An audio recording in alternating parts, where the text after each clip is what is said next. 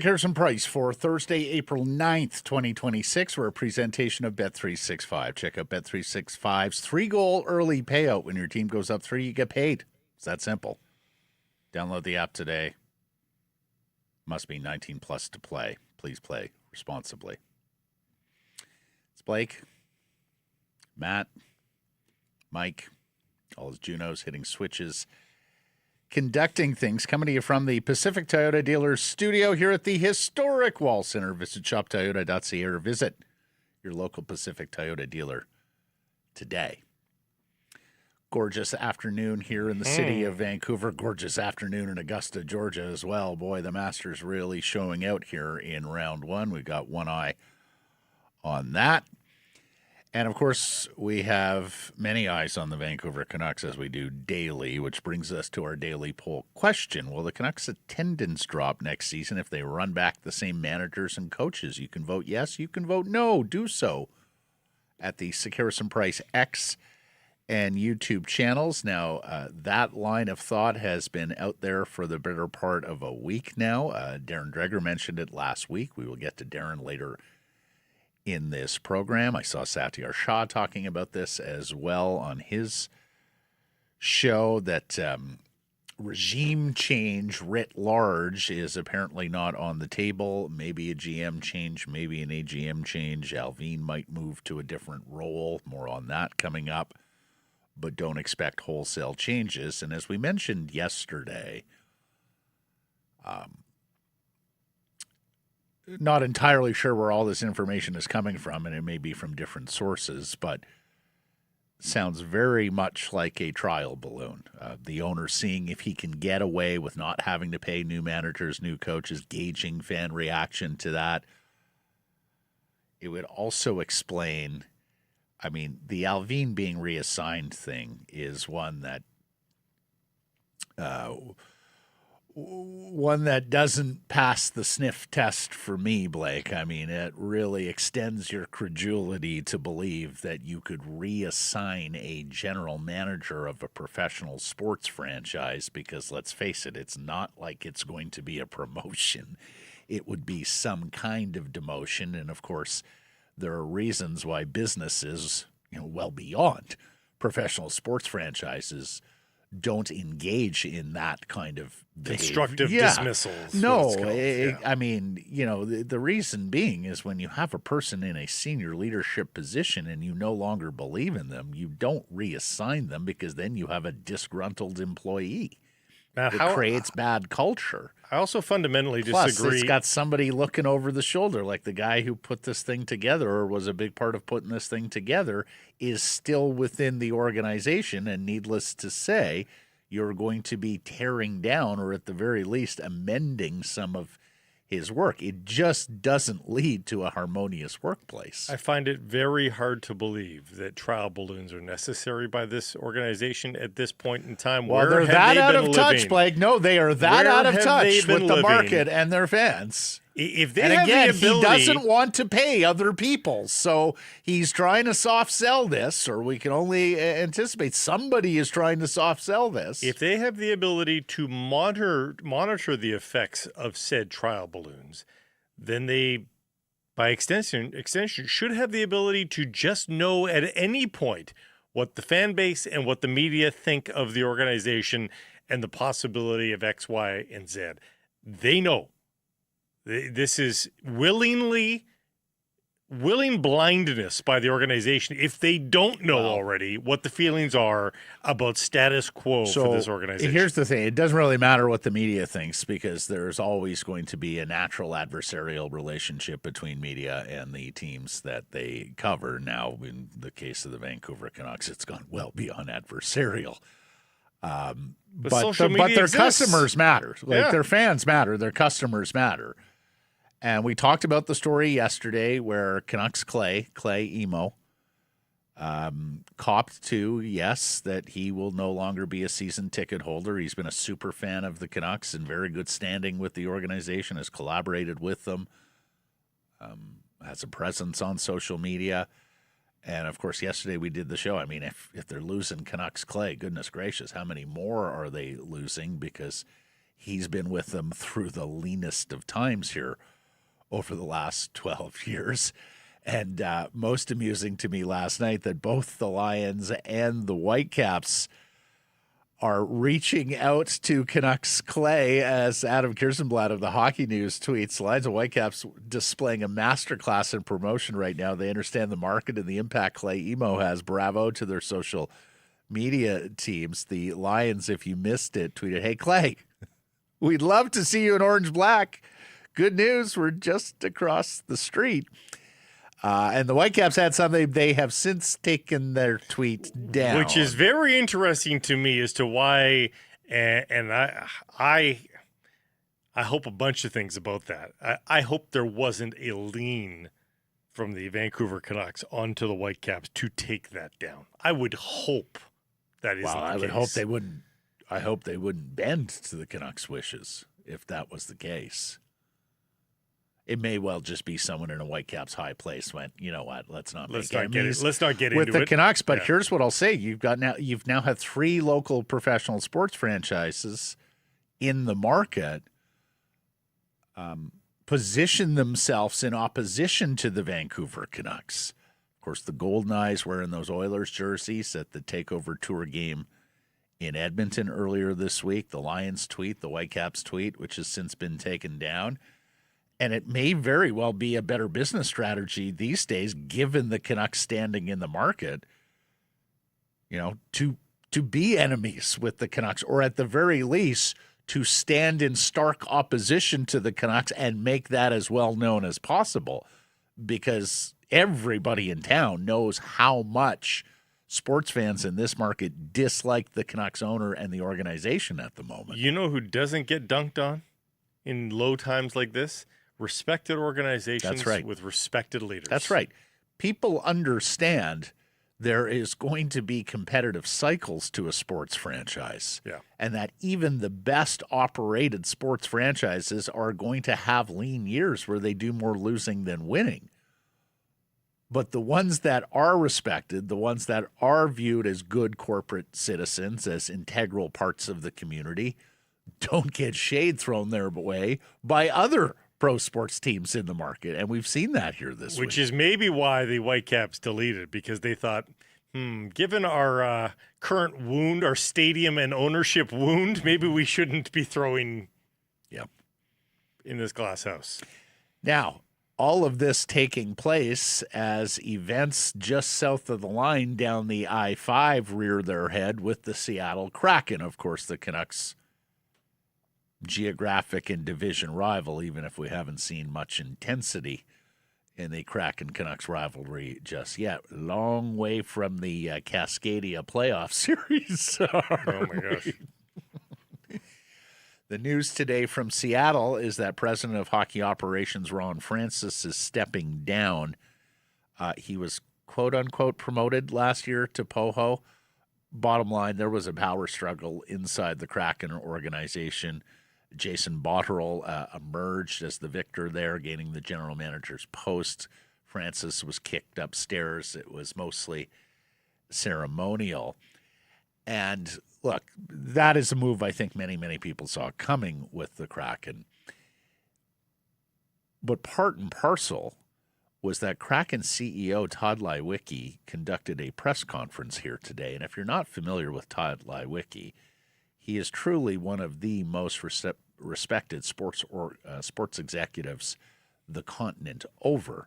He was once a Vancouver Canucks executive, and in fact, many will credit Todd for setting the culture and setting the operation that made the Vancouver Canucks one of the best and most respected sports franchises in North America. It was from Todd where all their great success flowed in terms of the sellout streak, and, of course, putting good people in places to run their individual departments at Rogers Arena. Victor DeBonis, for example, who was Canucks president for a number of years, and Victor now down with the Seattle Kraken, and onwards. All of these people who were mentored, if you will, trained under the Todd Leiweke way. He went on to the Seattle Seahawks and built what was one of the great sports operations we have seen in their first tour, their first Super Bowl victory. Of course, 2 straight Super Bowl championships, and needless to say, a franchise that was absolutely beloved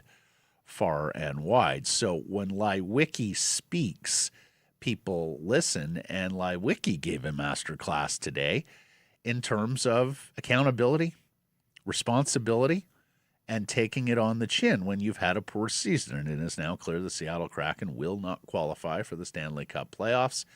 And so Todd gets right out in front of it, not only takes it on the chin, but also communicates a pathway forward. Take a listen to some of the quotes from Leiweke today at his press conference.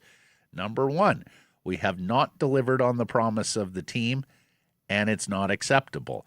Boy, you sure hope to hear that from Jim Rutherford when he attends the season-ending press conference for the Vancouver Canucks, and there's word that Francesco Aquilini will not be a part of that proceeding. He has not been a part of that proceeding in years past, so no real surprise. I highly doubt Michael Doyle will be a part of it as well. Jim's got talked about. The Canucks business side just seems afraid of their customers these days. Jim's got it in him to be this honest, but he does. I think what is tantalizing for his subconscious is but fans don't like that he's blamed. He's blamed Miller and Pettersson. He's blame, as opposed to, hey, put it on my shoulders. Well, that's it. Like there's such obvious flashpoints for this team that were in some ways out of the control of management that is too tantalizing for them to lean on, rather than just say, hey, whether that's fair or not, I'm the boss. I'll take the bullets. Absolutely. It's my fault. Hey, Seattle doesn't have those flashpoints. Tough hand, but we didn't play it as well as we could have. Seattle doesn't have those flashpoints. They don't have the obvious markers of you clearly messed up here, or you clearly... Well, they clearly messed up the expansion draft, which is one of the reasons why I think Francis is no longer there. But yeah, Leiweke said, he went on to promise a full audit, his word, not mine, of the team's hockey operations, and said our fans deserve better. He said the team is going to embark on a multifaceted plan to improve hockey operations from all angles. Quote, we want this to be a prolific offseason. That is quite a quote. Like, it's effectively promising you are going to make some serious moves this offseason.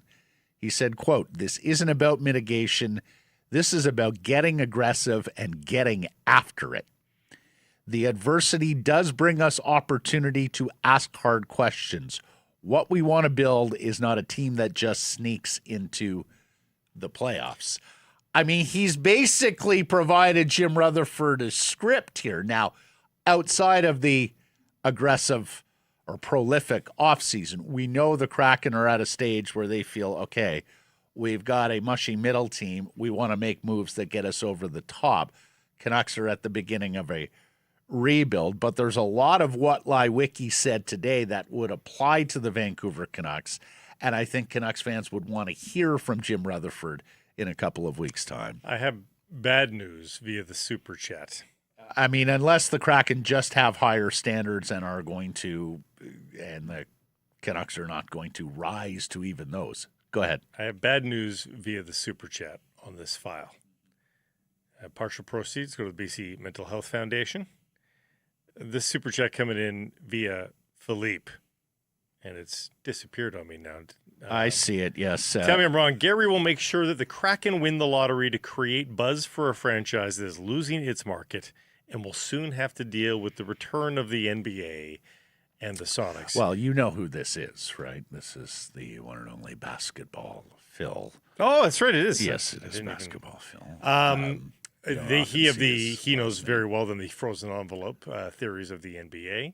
Yeah. He also knows that, of course, the Pittsburgh Penguins, when they got Sidney Crosby, do you know what they really needed at that point?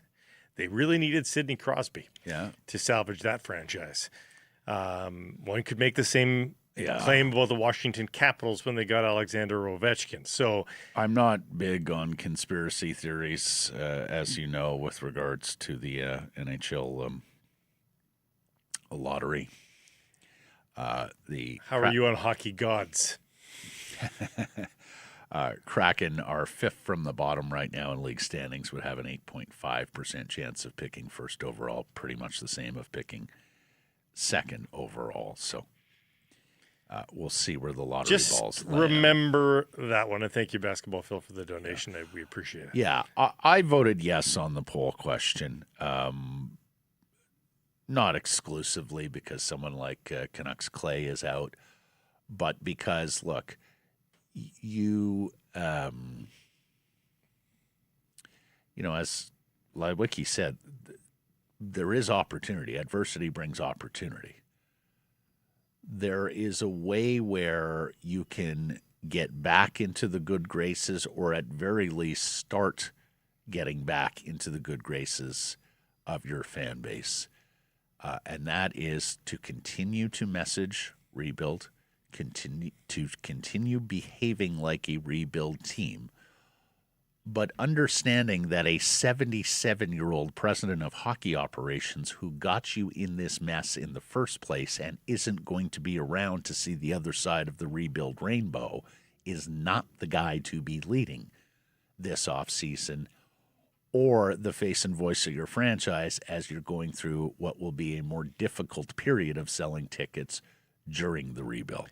So I think you have to clean house. You most certainly have to turn over this head coach and his staff. They have been an abject failure.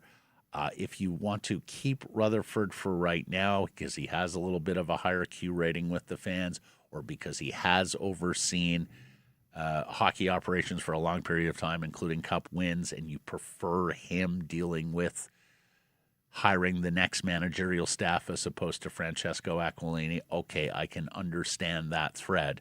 But I do think from Allvin on down, you have to clean house here. And I think if they don't, it absolutely will affect their attendance next season. I'm going to vote no because I think it does it go down by 400, 500 a game? Yeah, maybe, but inconsequential. See, some of so you say that's inconsequential, but over 42 home games next year, if you're down 500 fans per game, Blake, that's a significant number of people in ticket revenue. It is a reduction in people in revenue, but ultimately, if they average 18,007 and it goes down to 18,002, is anybody aghast? Does anybody think that the world is ending when they see that? I don't think so, especially when teams around the NHL aren't going to be at that number even. So I don't think it's consequentially going down. Well, it shouldn't be consequential, but again, it's like 20-some thousand people over the course of the season at an average ticket price of whatever it is. So I'm not saying the business side doesn't want those people in the seats. They do. Yeah. Of course they do. But in terms of, is it going to be this canary in the coal mine that signals something more drastic than that? Like some people in the comments are going to saying it's going down by an average of 2,000 per game. It's not going down by 2,000 per game. There's not going to be nights where there's 16,000 paid attendance there. No chance. Not happening. So I'm going to say no. Okay. Mike, break the tie. I don't think it's going down. Tickets are too cheap. And too many people just Well, they're like cheap to now go in the out. resale market, my dude. They're certainly not cheap if you're buying them from the Canucks next year at the box office. Those have already been pre-purchased, those cheap tickets. Right. I think they'll still be there. Okay. Let's get to our top story, brought to you by Yellow Dog Brewing, Neighborhood Brewing, Foolish Winery, Yellow Dog Spirits. Ryan Johnson, the next Canucks GM? Question mark. That report from Dollywall yesterday got gums flapping, and many believe if the Canucks are stopping Johnson from interviewing for a vacant GM position in Nashville, where he lives in the offseason, where he has history as a former Predator, it's because they foresee promoting him this offseason. Now, that Dollywall report is being refuted by Darren Dreger. We will have Darren on the program later to tell us what he knows about the Nashville GM search. But he tells us that Nashville has not even asked permission to interview Johnson.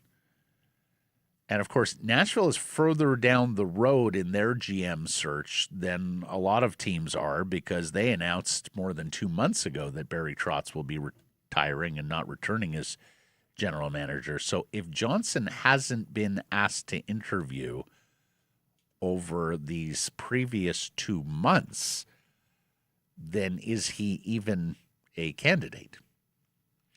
Now, Cam Robinson reports that he's been told this wasn't the first time the Canucks denied Johnson the opportunity to interview for a general manager position, and says it's very telling how they view him and his trajectory in Vancouver.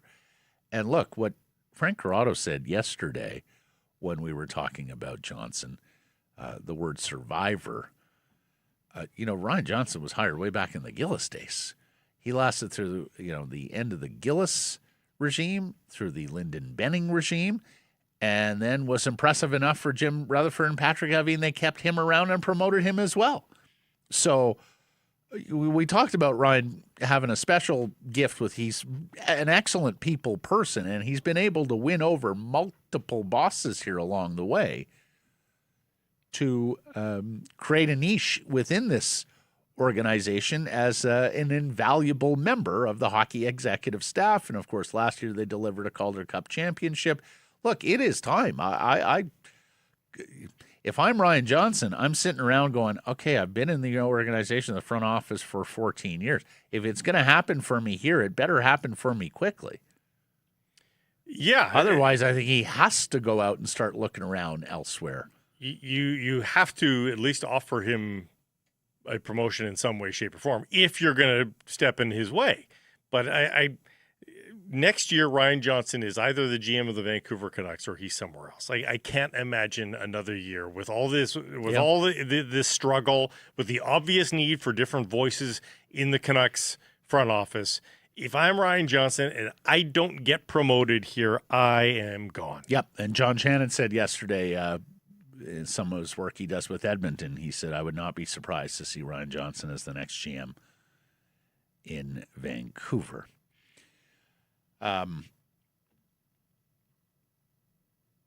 As for that Patrik Allvin reassignment, I believe this is Thomas Drance. There is. Do I have this right? Is this Drance? Yeah, it was from Drance's article, in The Athletic. There is a scenario where Allvin could be reassigned, kept until after the conclusion of the NHL draft to oversee that process, kept in place outright with the club only making a change behind the bench. My understanding is just about everything on the table. As we talked about a little yesterday, and as Dreger will tell us here in a few moments when he joins, Dreger does not believe that Jim Rutherford is at the point where he is ready to make any announcements in that end-of-season press availability. Now, the Canucks' final game is a week from today against the Edmonton Oilers. I don't know if they're going to want to get right home and get to all the exit interviews on Friday. In fact, it may be a weekend thing. That's a good place to bury bad news, so we shall see. But whether it's the 17th, 18th, 19th, 20th of April, whenever that may be, and I can only imagine the players are going to want to get this over quickly and get the hell out of Dodge because it's been a long season. But we don't anticipate hearing any kind of news as with regards to managerial or coaching changes within the next week and a half. Rutherford apparently is going to take some time after the season.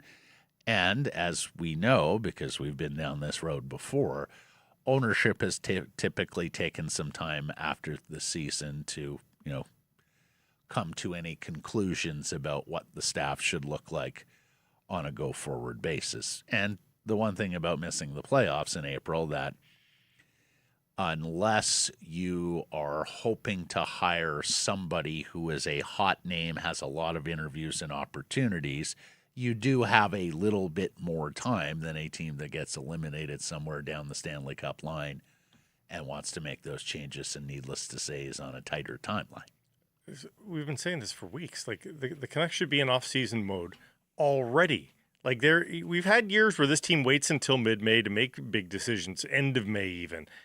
Like, stop. Time is valuable. Get ahead of it. What is the front office doing? If not, what is ownership and Jim Rutherford doing? I guess they're the only two guys that probably are making decisions. If not, formulating who's to make the bigger hockey decisions that are to come in this offseason and before the draft. This should not be the same group as is on May 5th at the lottery show. There should be the group that's making the decisions on the draft pick should be in place not that they have a decision to make on the lottery.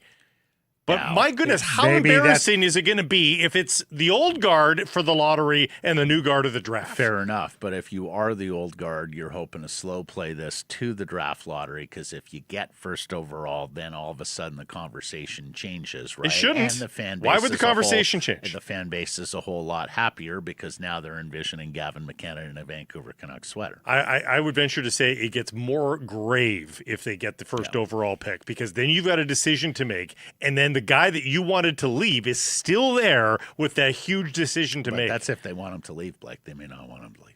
Well, the ownership probably doesn't, because, again, money out the door. Yeah, but exactly. the fans do. We know the fans do. Yep. And at some point, now, this in team should be fairness, beholden to the fans. They moved on Dave Nonis relatively quickly at the end of his final season in 2008. We mentioned that earlier this week marked the 12-year anniversary of Gillis getting canned, so they moved on him quickly. They did not move on Trevor Linden quickly. That move came in late July, but of course that move came after you had effectively a power struggle, or at least competing visions for the organization between Linden, who was the president of hockey operations, and Jim Benning, who was the general manager, and the owner decided he liked Benning's vision better because, of course, there were promises of quick turnarounds, which, of course, never came to bear, and they were unlikely to bear when they were being articulated by Benning. Linden is the one who pushed for a proper rebuild at the time. That was 2018. Here we are 8 years later, and finally only now we're getting to proper rebuilds. So I imagine Trevor's walking a little taller these days. They've almost got 3 weeks until the draft lottery. Zero excuses to not announce the new trajectory of this team by that point.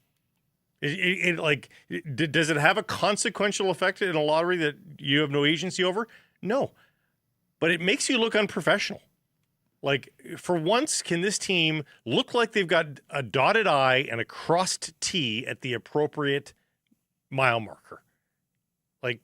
Zero excuses. You can't say, oh, we're focused on the end of the season right now. No, you're not. Nor should you be. It does. I mean, it rings totally hollow with your fans. And yes, it does sound a little bit ridiculous, like if you're trying to position it as business as usual when... Yeah, we got stuff to do. Needless to say, this is not business as usual. When you're last place in any league, and especially when you're last place by a mile... And guaranteed for some time to be last place. Right. You got nothing to do. Don't try and position yourself as a franchise that is on regular schedule and operation. No. It just looks ridiculous. It sounds ridiculous. Like Adam Foote wanting to get into the record for the poor home record. I'm not focused on that. Maybe after the end of the season. I'm sorry, Adam. There's no agency at the end of the season. Okay, I can understand if you want to hold your answer till the end of the season, but I mean, it just came off as a coach without a clue, a coach who was fully run out of answers the way he answered it the other day when. And honestly, on the home record, and it's 2 years in a row, Blake, I would want all sorts of intel if I'm the coaching staff, management, or the owner. How are these guys spending their time when they're here at home? Because they ain't ready to play. So what's going on in Vancouver in their personal lives, their times away from the rink, that we can be this bad on home ice when we should have the strategic advantage of last change? Not that this head coach has proven he is a strategist. And, of course, sleeping in our own beds, should have proper schedules, rest routine, and all of that. And yet it hasn't manifested into victories. 14-20-3 is not a great road record, But it's akin to a lot of the teams that are just outside of the playoffs. Like if you're a good home team, that's a road record that has you in it right now. Yeah, you're probably not in the playoffs, but you're sniffing. Well, and we may be talking about these final 5 games as, final playoff push as opposed to playing out the string. I mean, we're all looking at the team. It's not a very good team, but the change of the home and the road record is still startling to this day. We know how bad this team is. 2 years in a row, Blake. Not a good team, but if you're able to muster out 14 road wins, how the hell is it 8 home wins? Like, it doesn't make any sense. Well, and Blake, this is 2 years in a row. Yeah. With a lot of the same players. Like, last year away from home, they were 21-14-6. Now, that is a playoff record. That's an excellent record. Yeah. Away from home. A lot of teams in the playoffs have that quality of road record. No problems there at all. Blake, that was 6th in the Western Conference last year for road victories. They had more road victories than 2, 3, 4, like 6 or 7 playoff teams last year. Yeah. Get to home ice, getting your doors blown off. Can't execute the long change. Although, in fairness, that's been a problem on the road, too. Anyways. Sup with Yellow Dog. Fabulous beers on sale for the month of April, as my email craters. So I will go to the backup on the phone and tell you exactly what's on sale. And that includes the Neighborhood Brewing Way of Life Hazy IPA. Both hazies. Yellow Dog's High Five and Neighborhood's Way of Life, both on special, both the tall can 4-packs. Look for it on sale at private and government liquor I'm stores. a big fan of Way of Life. It's a very tasty beer. Boy, you guys are having your technical issues today, huh? The both of yous. Got no memory left in my iPad. The cameras are giving up. Mike's running around fixing cameras behind the scenes here. Sometimes it happens. Not make it a habit. You can scold my computer. This was interesting from the Drance piece. He's reporting the Canucks could trade some of their draft capital for young NHL players. Quote, there's a distinct possibility, however, that the Canucks will explore their options on the trade market this summer and will be open to utilizing their various extra second and third round picks and trades that return younger players with the ability to contribute at the NHL level on a more expedited basis. And if you're not familiar, the Canucks have 2 second-round picks this year, their own and San Jose's. They have 2 second-round picks next year, their own and San Jose's and Dallas.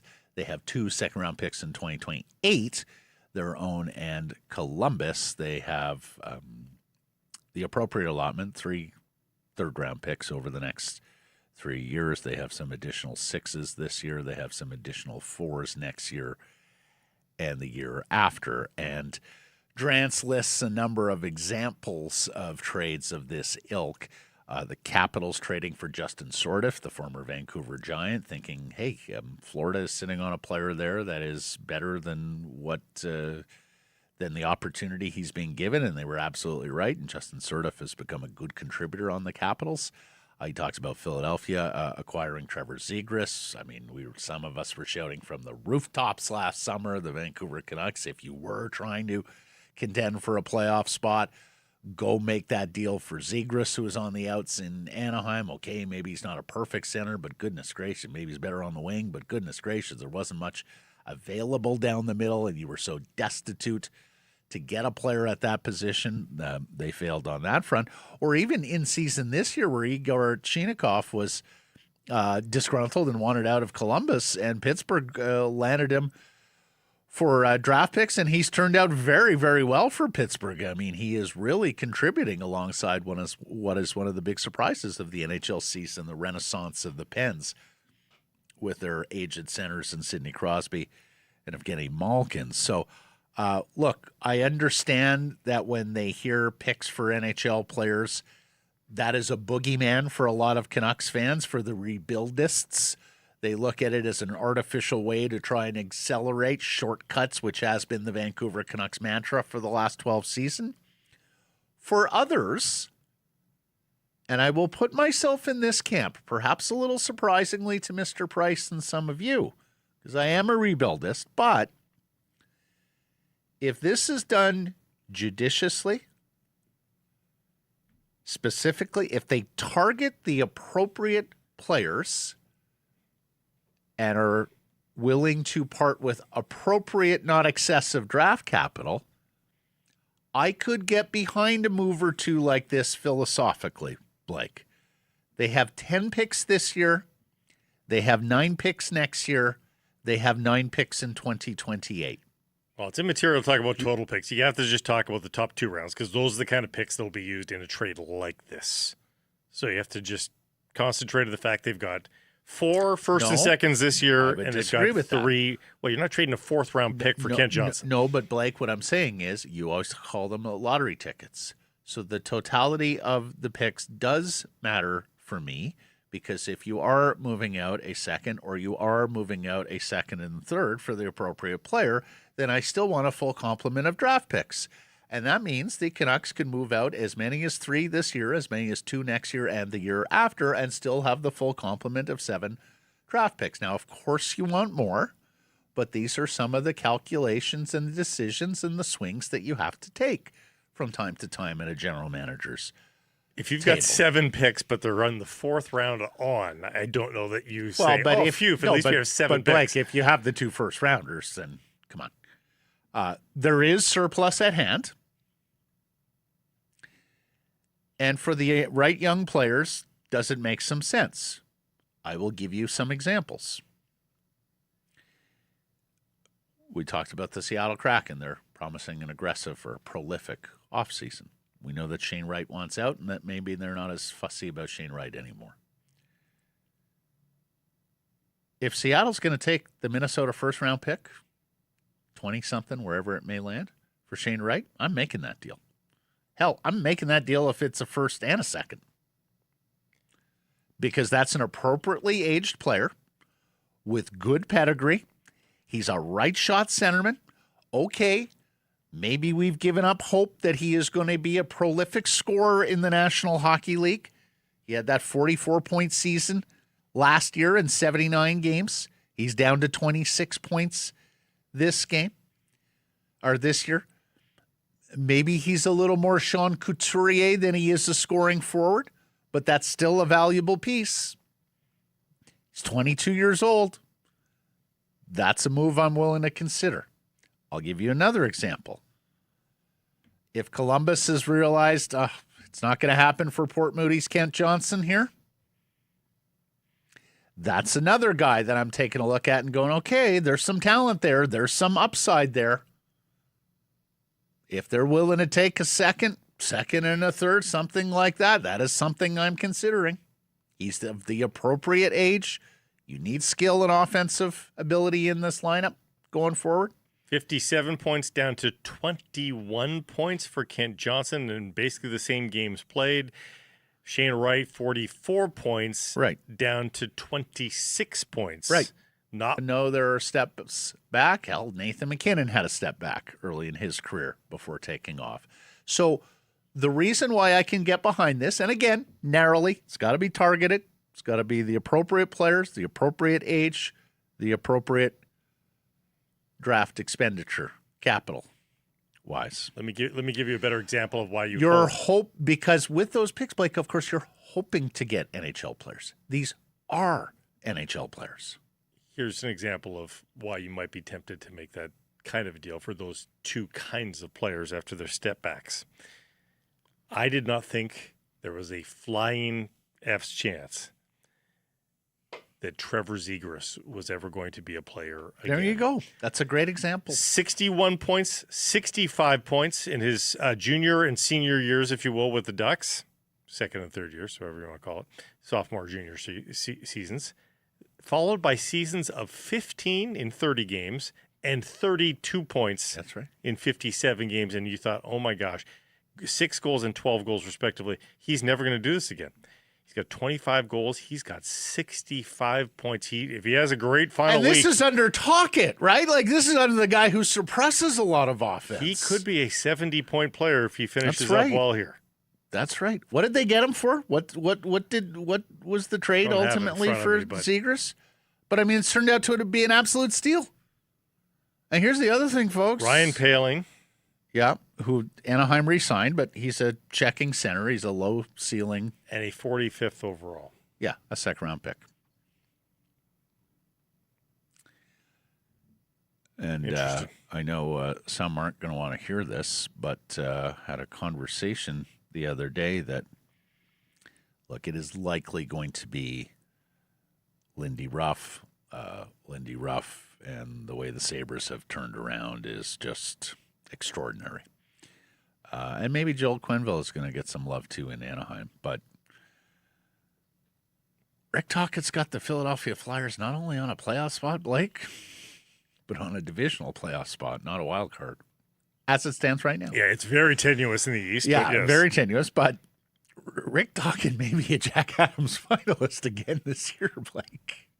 And who saw this coming earlier in the season when the Flyers were struggling? Anyways, so again, I can get behind some of those trades judiciously, the appropriate targets for the appropriate expenditure.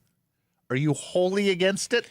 No, it's very much on a case-by-case basis. I would say you have picked two of the most intriguing names on that possibility list. You're worried about the other names on their It's list. basically everybody else that I'm worried about. And, if you can guarantee me the cost will be something similar to the Zegras trade, then fine, sure. If you're talking about a second-round pick and Lekramaki, yeah, okay, fine, sure. I'd be willing to look at that. But well, Poehling is not a Lekramaki. Lekramaki's probably better than Poehling was. Well, there's certainly more upside with Yeah. Lekramaki. But you know what I'm saying. Yeah. What about Shane Wright? Would you do a first and a second for Shane Wright? Like the late first and a second? Yeah, the late first, the late second. The San Jose second, the Minnesota first. I hate that losing that late first. I know. But So then do I. But then you're thinking, if that late first turned out to be Shane Wright, would you be happy? You'd probably be feeling okay about that. I think that late first has to turn out to be last year's Shane Wright, not this year's Shane Wright. Right. But I hear you. Yes. And I understand there's some risk. Another guy to look, Hellenius in Buffalo. Played 9 NHL games this year, the 14th overall pick 2 years ago. Was more than a point per game at the AHL. Now, they may very well have plans for him going forward. But, of course, they have a nice collection of young forwards. And if they're re-signing Alex Tuck and anyways, there could be a young player who leaks out of Buffalo still. But, it's a good exercise, even in Shane Wright's draft year. So he's 4th overall. He's done what he's done. You say, you're hoping you're acquiring last year's Shane Wright. Obviously, you'd prefer that. But even for this year's Shane Wright. So in his draft year, 3 centers were taken out of the final 6 picks. So if we're going to go apples to apples and have a center late in the draft, which is where that Minnesota Wild draft pick will be that the Vancouver Canucks own. The 3 centers, Philip Mesar for Montreal. Phil Eisted for San Jose. Yuri Kulik to Buffalo, who's played some games, and Brad Lambert, who's played just a little bit here at the end of this season, to the Winnipeg Jets. None of those players have launched. Kulik, no, none of them have launched. Kulik had 15 goals last year in 62 games. He's stepped back this year. Yeah, he's been in the AHL. Well, he's been hurt Yeah. too, so we should give him a bit of a pass. But, it's touch and go Yeah. for those guys to be regular National Hockey League players. And this draft, what year was that draft? Was that That's 22? 22. And look, that was viewed as a weak draft. I think it's probably fair to say this year's draft is better.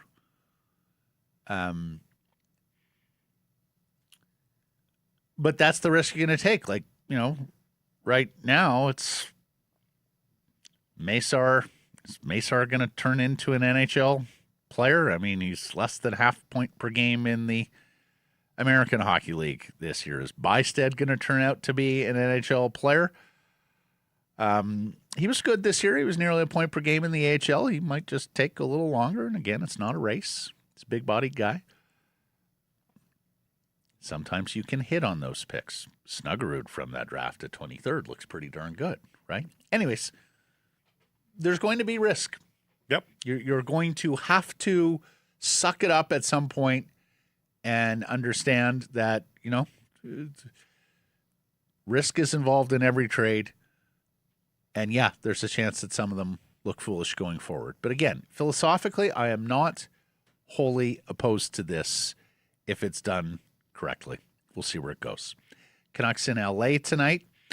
As we've mentioned, and I realize it's little solace, but the Canucks effectively have a chance to play spoiler the rest of the way in the Pacific Division because we are, of course, down to divisional play in the final stretch of the NHL season.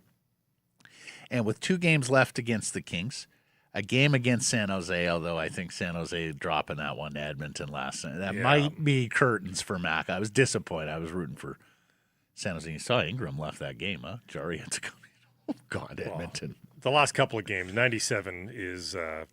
Connor McDavid really is done, picked it. is done coasting. I had somebody text me last night. A buddy texted me last night and go like, I listen to all you guys about Nathan, MVP McKinnon coming off the MVP, Kucherov, blah, blah, blah, Macklin. He goes, when McDavid is at his best, it is a level that nobody can reach, and that much is imagine if absolutely McDavid true. gets to 140 points this year and doesn't win the Hart Trophy.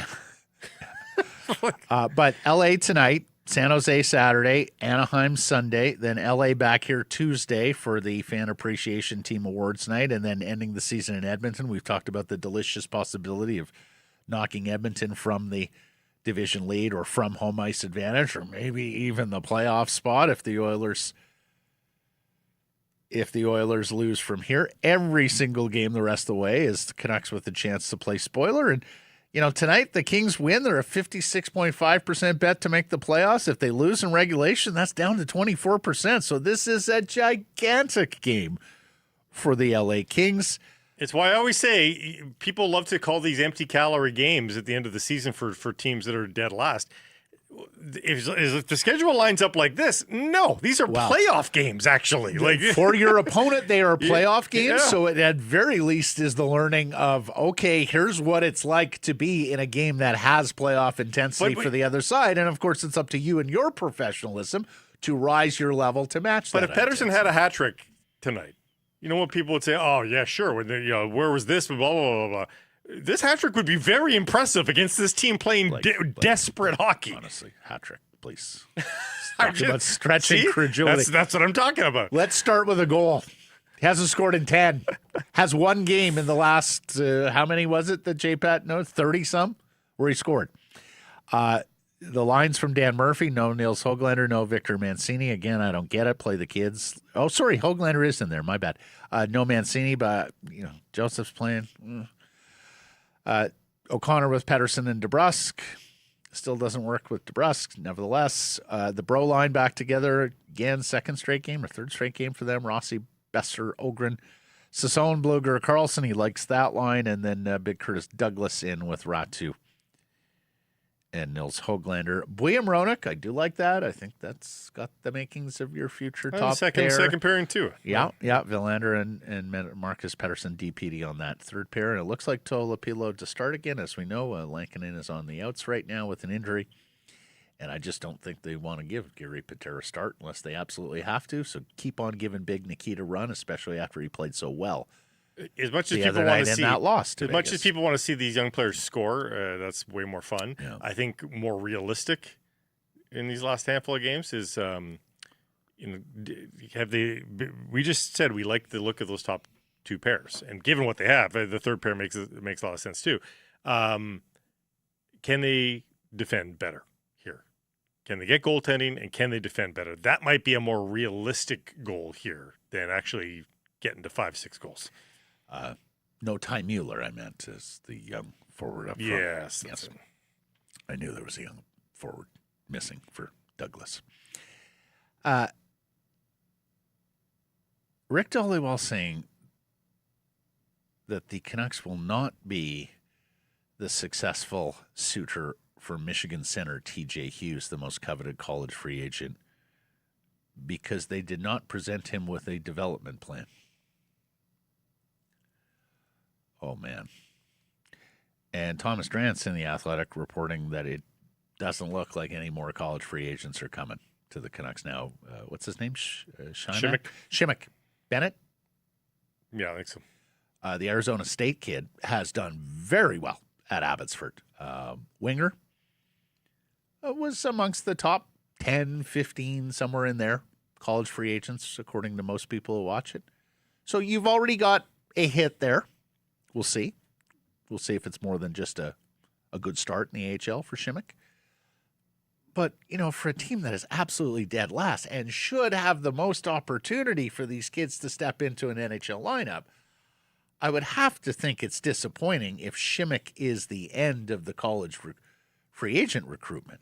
You want another one in here, right? Another one of the bigger names. And again, one of those Dartmouth forwards that we talked about is off to a Kings development camp, so it looks like he's going to be joining the Kings. What did you have on your plate that you couldn't construct a thing to present to this player on a development plan? And many are saying this is one of the offshoots of taking Scott Young from the player personnel role that he was in and putting him on the bench with Adam Foote. Needless to say, he hasn't contributed much on the bench because none of the coaches have contributed much on the bench. Once upon a time, Chris Higgins was in the fold working on some of this stuff. Mike Komisarek. Anyways, too bad because TJ Hughes is one of the few college free agents that some evaluators believe could actually be an NHL scorer and more than just a bottom six forwards. And as Dave Hall notes, he said he's been hearing this for weeks as well. And he juxtaposes it with the fact that the Abbotsford Canucks have been running 10 forwards, dressing Christian Felton, the defenseman, as their 11th. I mean, they're not even filling out the full complement of forwards. Oh, my God. So you could have burned a year for him. You could have renegotiate. He could have had a 1-year deal. You can sign TJ Hughes to a 1-year deal, burn that year this year, and then give him some money, give him some sugar, and say, "Hey, I give you 7 figures next year in your first year out of college hockey."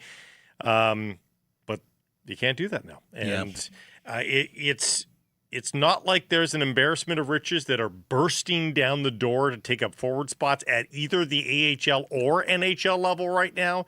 You have room. You have opportunity. It's not like you're like, but if we sign this guy, it's really going to block so-and-so. Are you kidding me? Mm-hmm. Look at the empty slots. And we do talk prospects every show here on Sekeres and Price going forward. We know that's all you have, and we are going to fill that bill.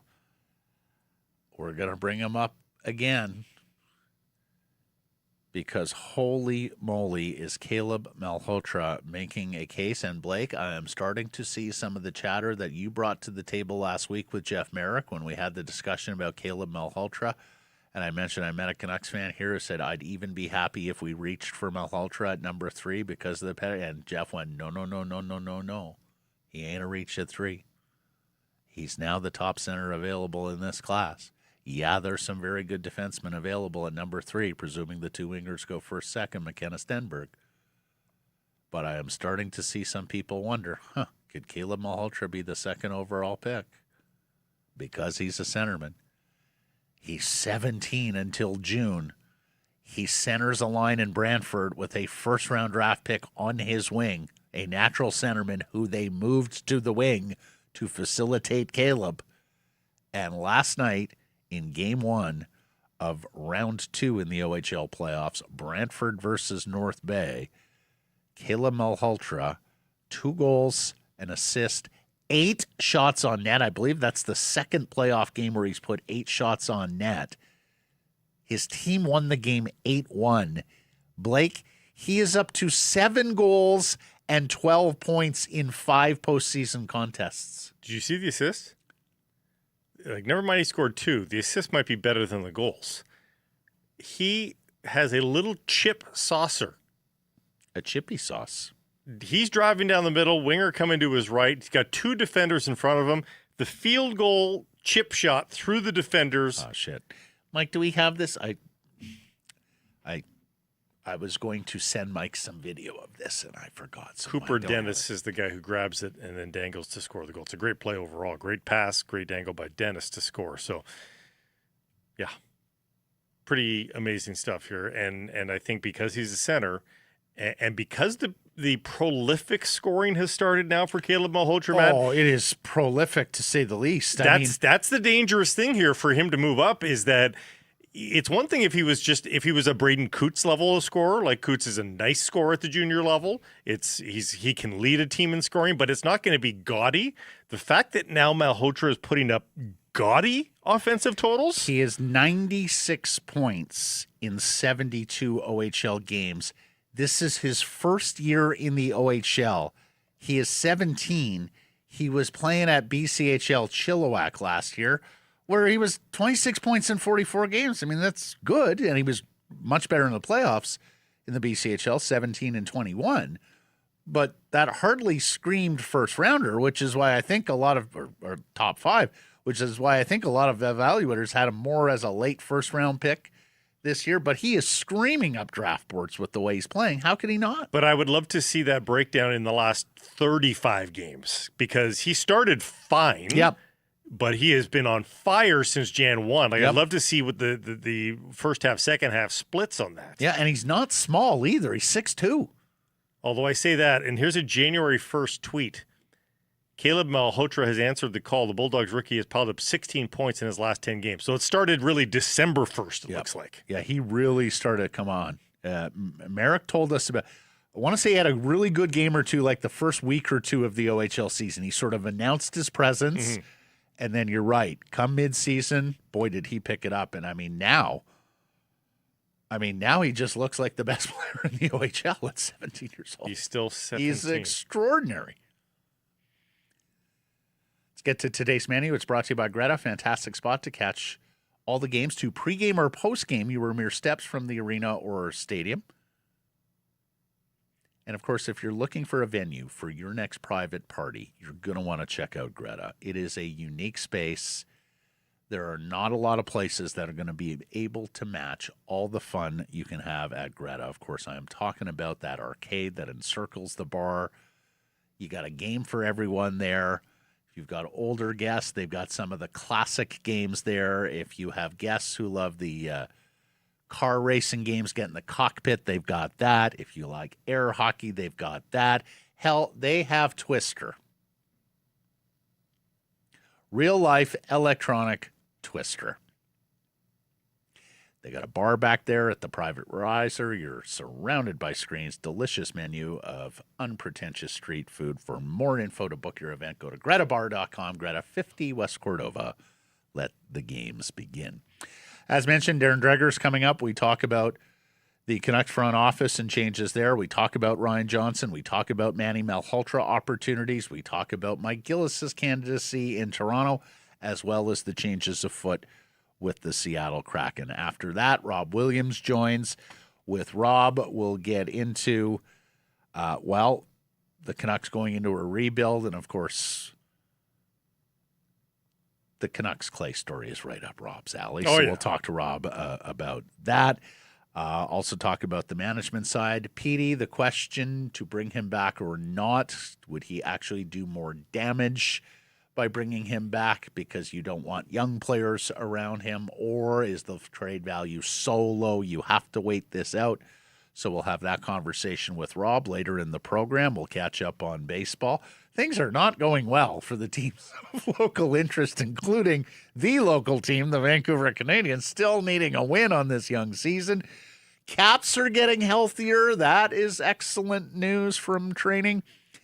And a tidbit on the Seahawks today, as well as the BC Lions, with an announcement on their coaching staff. And a big game for the Vancouver Warriors tomorrow in the NLL stretch drive. That's all coming up on the program. We both took futures yesterday, Masters picks, for the Bet365 bets of the day. So you still have the tee now driving from North Vancouver Blake Price. My pick was Corey 4, Connors. please. He's been all over Augusta. He's seen corners of Augusta today that many have not, but he's got it somewhat on the rails. So hopefully he can stick around. A nice first round for Nick Taylor as well. Tonight, the Canucks, Nikita Tolopilo start. He's been forced to make a lot of saves in the last little while. I can't predict victory with this. I can't predict how many goals he lets in. He could let in 6 goals, but I think he'll make 30 saves, plus 202 to get to 30 saves. Really? What do you mean? Well, how many shots a game do the I know, Kings average? but they've got to do something different here tonight. Desperation for the Kings. I'm on the Canucks-Kings game as well. Tolopilo coming off that very strong start against Vegas. Kings don't score much. Canucks struggle to get shots on goal.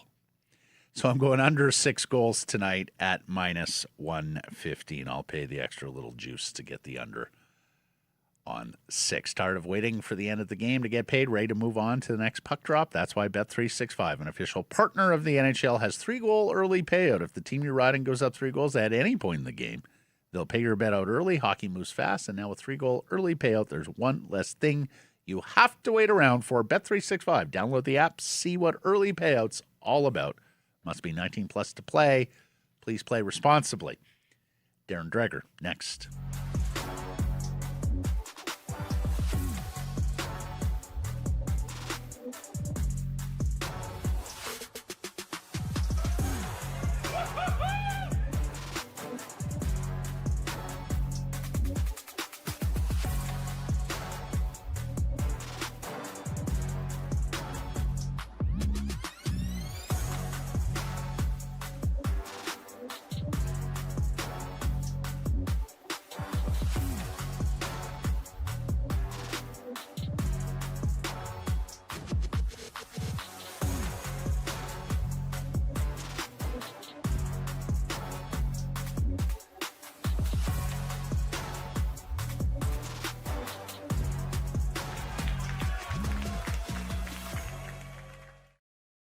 Here's some price from the historic Wall Center. As you know, I'm having some car issues these days. Mm-hmm. It's a non-Toyota vehicle.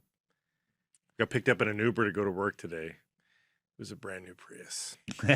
It's The irony. It's like they're taunting It's me. like the gods. they're telling you something, a decision, a purchase you should have made some Honestly, time ago. It was such a gorgeous ride. I was in the back seat, of course. So much space too. Like, it's a family vehicle, and there's lots of room for the gear as well.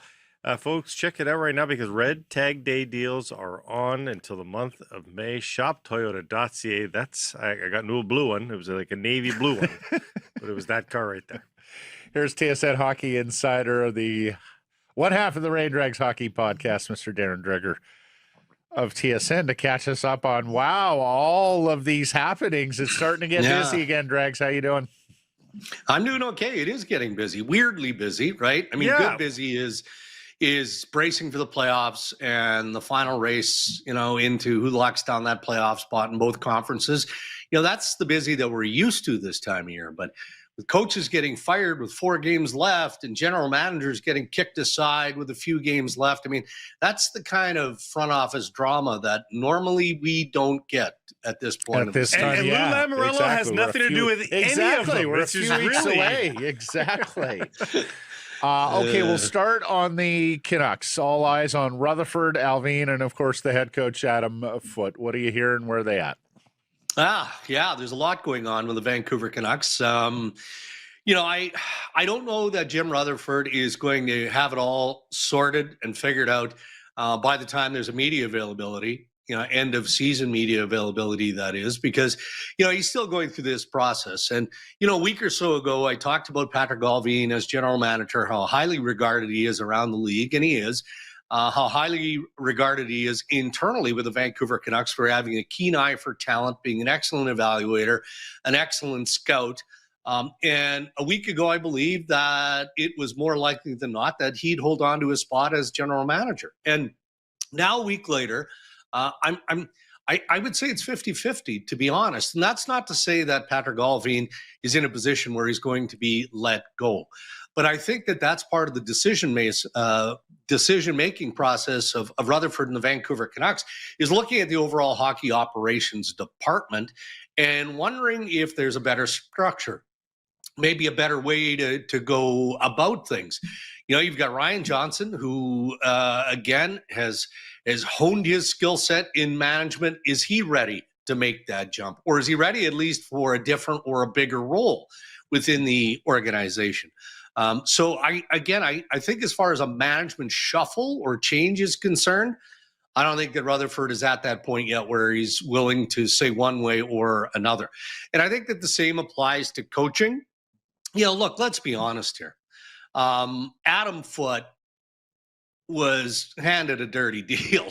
I mean, in terms of the roster that he has, right? He started the year, I think part of his sales pitch to get the job, to land the job as head coach of the Vancouver Canucks is, hey, you know, I'm a Quinn Hughes whisperer. So I'm gonna get Quinn on track here. Everything's going to be good. The team is going to be fine. Then you run into injury trouble. Then you've got the JT Miller trade. Then you've got Quinn Hughes who gets traded, and now Adam Foote is coaching the worst team in the National Hockey League. So, you know, how much of that is on him? How much of that is the hand that he's been dealt? And then you pair that with the success of Manny Malhotra inside the organization, and you're wondering, okay, well, if the rebuild is still fully in effect, are we better this offseason to make a change that some believe could be inevitable? So that's saying a lot about what could happen, but we don't know officially what is going to happen. But those are the possibilities in play. You got a GM in Allvin, you have 3 AGMs technically with Castengay, Cami, and RJ. Would they drop a new body in above them, you know, and then move like an Allvin to a VP of player personnel or something like it, or are you just talking about promoting one of those 3 AGMs? Like what would be that outside of the box move that they could make? Well, that's a good question. And I don't get the sense that they're interested in dropping in another body or someone new, but, you know, I can't say that with any sort of authority at this point either. You know, I don't like refuting others' reports, so I'm going to try and be as respectful as I can. But I know that it's been talked about in your market that, you know, the Nashville Predators reach out specifically to speak with Ryan Johnson, and the Vancouver Canucks denied access. They denied permission. And a high-placed Vancouver Canucks source says that did not happen. The request never came from Nashville. But I think that there's an understanding or an appreciation again internally as to what if that happens? Maybe it will happen. And I don't know that they would grant permission because I think they see that Ryan Johnson is a part of what is going to be a successful story moving forward. So again, if he gets a promotion within, what does that look like? Is it automatic that, you know, he gets the role of general manager and Patrik Allvin slides into either a different role, a better role, a lateral role? Again, don't have all the answers to those questions. So at this point, I think I have to take the position that almost anything is possible there. Is exceedingly rare to see a general manager reassigned within the organization, Dregs. Can you think of any precedents? How do you think that would go over with Allvin, who goes from the glamour, so to speak, of the GM's chair? Not that there's been a lot of glamour here, but a high profile, high visible role to a role that would be less visible and with less authority. Well, assuming that's what it is, right? Mm-hmm. And you're talking about the juice of the day-to-day stuff, which fuels general managers. I mean, they love being involved in the trade negotiations, the contract negotiations, pulling the trigger and getting deals over the line and all of that. I mean, we've seen general managers historically get elevated where they go from the role of general manager to full-time president. I think of Doug Armstrong and what's going on in St. Louis. I mean, he ultimately is named his successor in Alexander Steen, and unless something changes with Armstrong and he goes elsewhere, which has been rumored now for several weeks, then yeah, I mean, he chose to take a different job within the operation. That's where it gets a little bit dicey, I would think, for Allvin. And maybe some of the reporting that's been done historically on the idea of him leaving, maybe that's where that comes into play. You know, if Rutherford goes to Patrik Allvin and says, hey, here's what we're thinking. Here's what we view your skill set as. And Patrik goes, okay, well, but that's not what I'm hired to do. So no. I mean, I guess that's plausible. That absolutely could happen. But we don't know what the framework is that is being considered by Rutherford and ownership of the Vancouver Canucks. We don't. And until we do, until it's disclosed and the decisions are made, it's a really tough one to report on and speculate on. We joked about all these NHL teams that are still in the mix making all these moves. Canucks they can focus on off-season stuff right now if they want to, because they got all the time in the world, games that don't mean anything. Like, what's the timeline here? Are we going to get clarity on this by the end of the first week of the offseason here, or is this going to linger into mid-May? I think it's possible that there's some clarity, but not with Allvin. I don't get that sense. I think that they might need a little bit more time to sort through that and make the call. And look, I mean, they may end up just elevating or giving, again, Ryan Johnson. I mentioned him just because his name has been out there and in the news of late.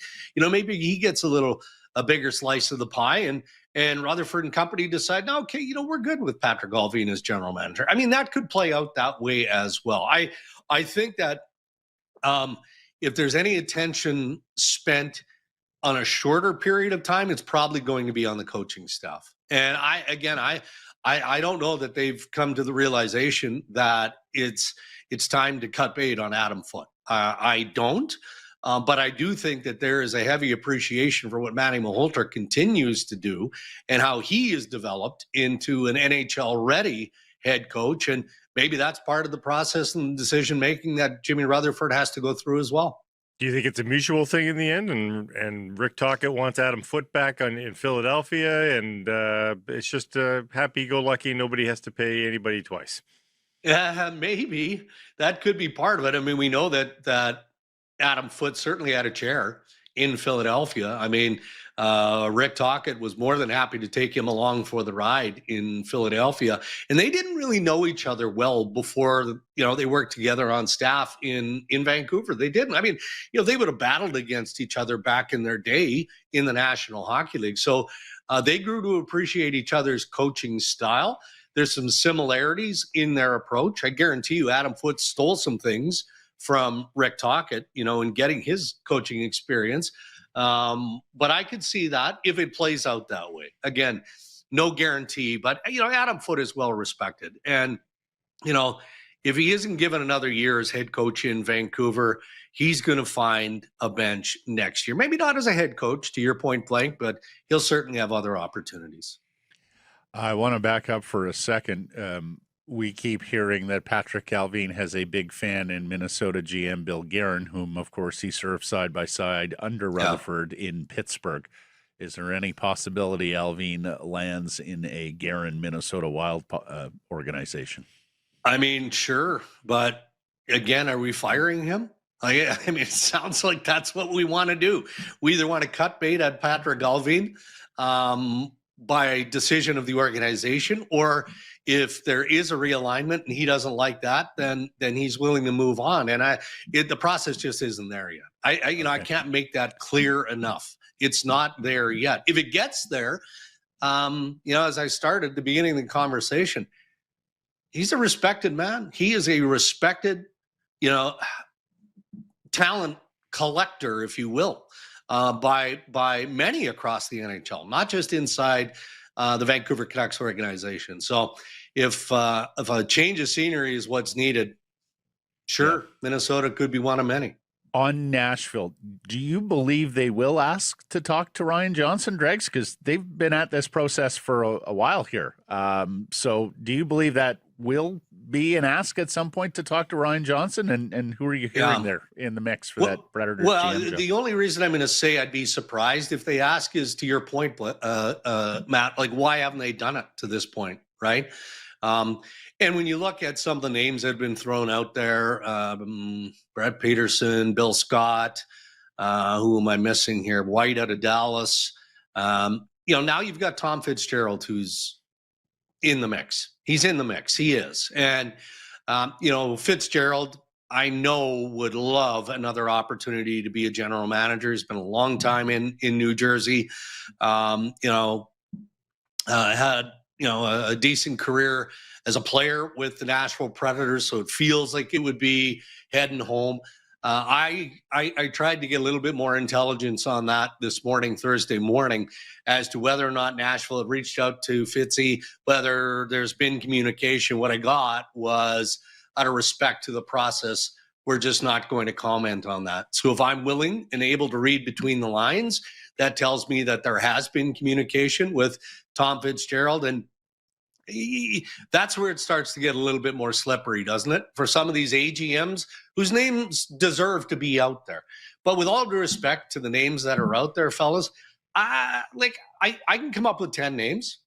Like Chris Draper has been learning under the leadership of Steve Yzerman in Detroit forever.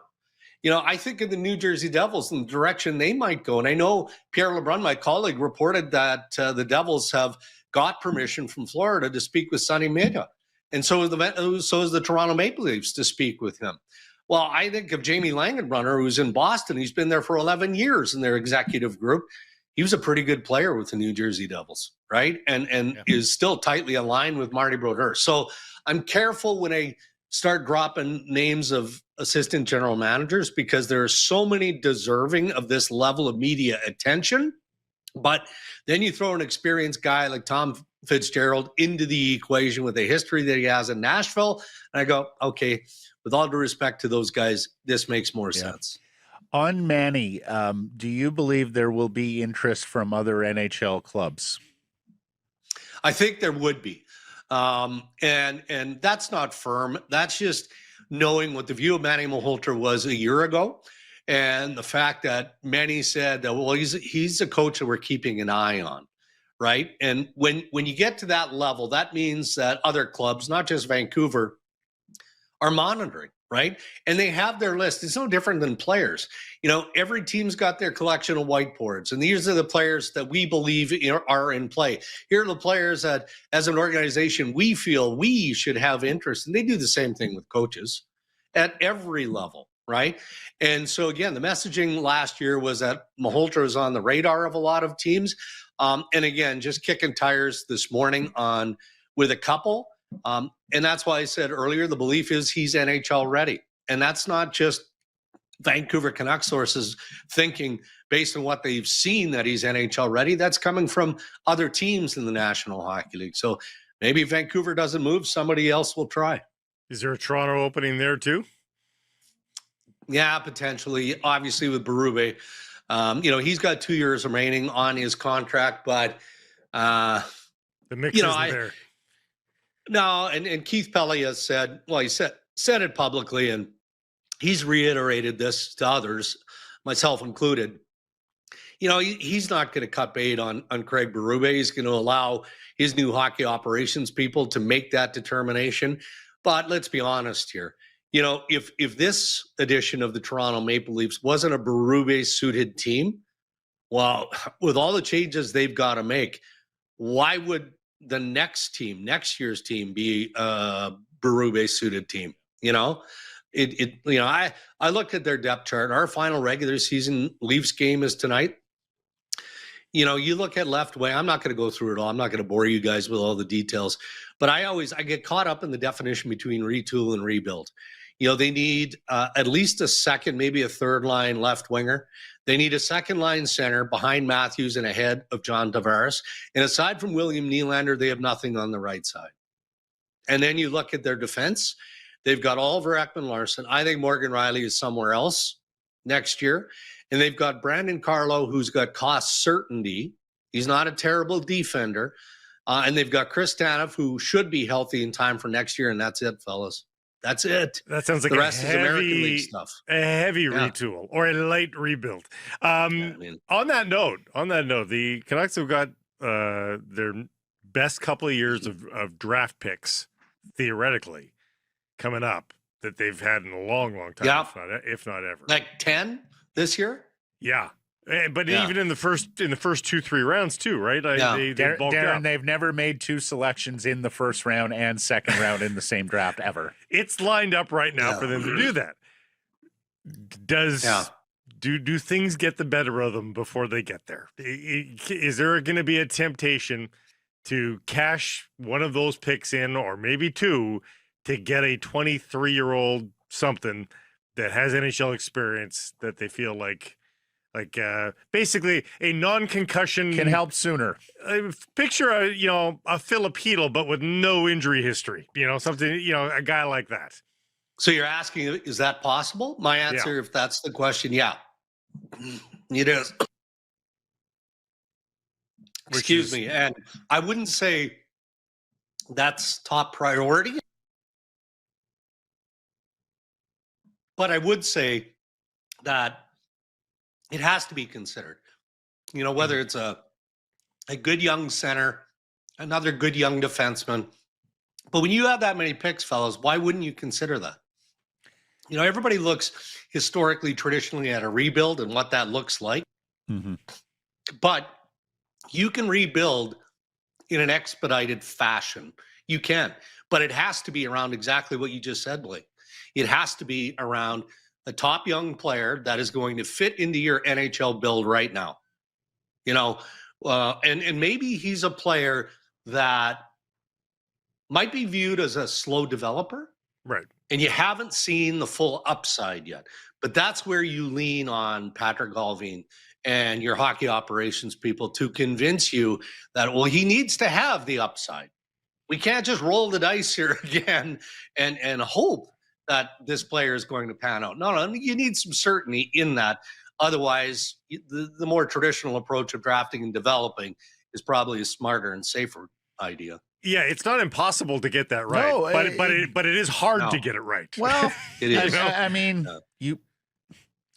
you are getting an NHL player for what you hope turns out to be an NHL player in the draft. In that lens, I've said it earlier in the show, Dregs. If Seattle's willing to take that Minnesota first rounder for Shane Wright, I am making that deal all day long if I'm the Vancouver Canucks. So, I'm not totally opposed to those sorts of concoctions if they identify the right player. I know we got to be quick here because I know you got to run, but you mentioned the Leafs. Where does Gillis stand as candidate? Is he the front runner or is he the co-front runner with Armstrong? I'm not as sold now on Doug Armstrong as others have been to this point. Right. Gillis that has had Pelly an press audience. conference, Darren. Sorry, but that Pelly press conference when he talked about data driven and all that, somebody mentioned to me, he's not talking about Doug Armstrong there. Like he's talking about someone more like Mike Gillis or Sonny Mehta down in Florida. Yeah, but I would say this, I think that general managers across the board get a bad rap because every single GM, every single hockey operations department leans on analytics and data. That's what they do. Some more than others, don't get me wrong.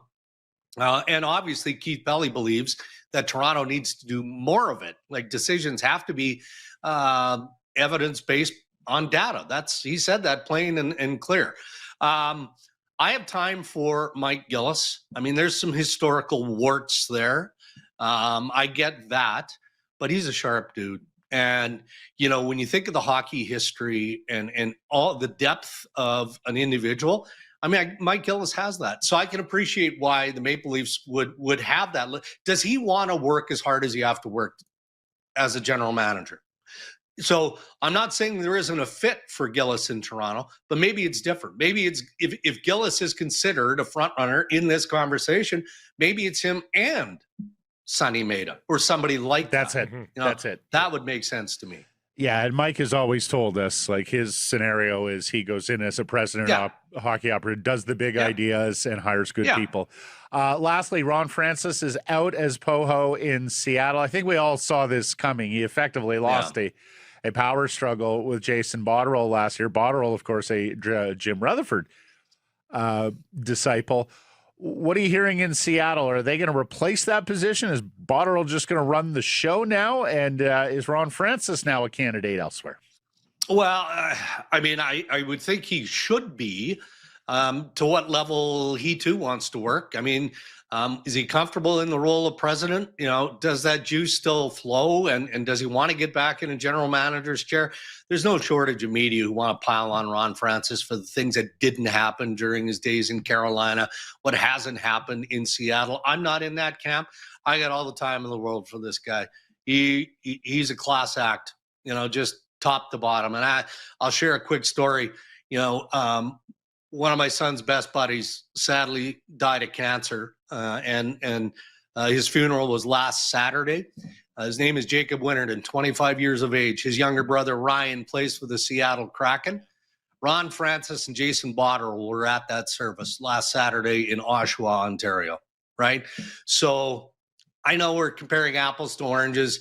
You can be a high character individual. Both those men are, and maybe the results aren't there. But I don't know that there was a rift. I don't think there was a rift between Botterill and Francis. I think clubs may go this direction too. Ronnie Francis is a high-paid executive. Toronto did the same thing with Brendan Shanahan. They dispatched him because they thought there was redundancy. Pelly can oversee the business stuff, and Brad Treliving could be the general manager until he was fired as general manager. So I'm not convinced that Seattle will replace him. All right. One thing you can say, Ron Francis was there for a successful rebuild of the Carolina Hurricanes. Sure I mean, you take a look at where Carolina is now. A lot of that foundation was laid by Francis. Interesting name. Thank you, Dregs. Appreciate this. We'll catch up soon. Thanks, guys. Secure some price from the historic Wall Center. We're joined now by the national sports editor of the Daily Hive and its Offside Sports vertical, Rob the Hockey Guy on Twitter, Rob Williams, back here on Secure some price. Quieter week, Rob? Thankfully, yes. Yeah. No Globe and Mail interview requests this week, Rob? Haven't been on we haven't been featured in the Globe and Mail in a little while. I see they're writing about management shakeups or lack of shakeups. We'll see. They've moved on. But they've moved on. Yeah. All right. Well, I mean, I look forward to your next appearance in Front Office Sports or Sports Business Journal or all the other outlets that we're so interested in. Awful enough. Yeah. Here's the thing, and this is right up the Rob Williams Daily Hive beat. Boy, rough days for the Canucks when Canucks Clay is pulling out of season tickets, Rob. I know that story caught your eye with the Canucks super fan who is now under recruitment from the BC Lions, Vancouver Whitecaps, and others. Talk to me. Yeah, guys, this is a story I was chasing. I did reach out to Clay to see if he'd like to talk for a story. He politely declined. He declined us as well. He listened to the show yesterday. He said, "Thank you for all the kind words." It's the opposite now, Clay. And give us this.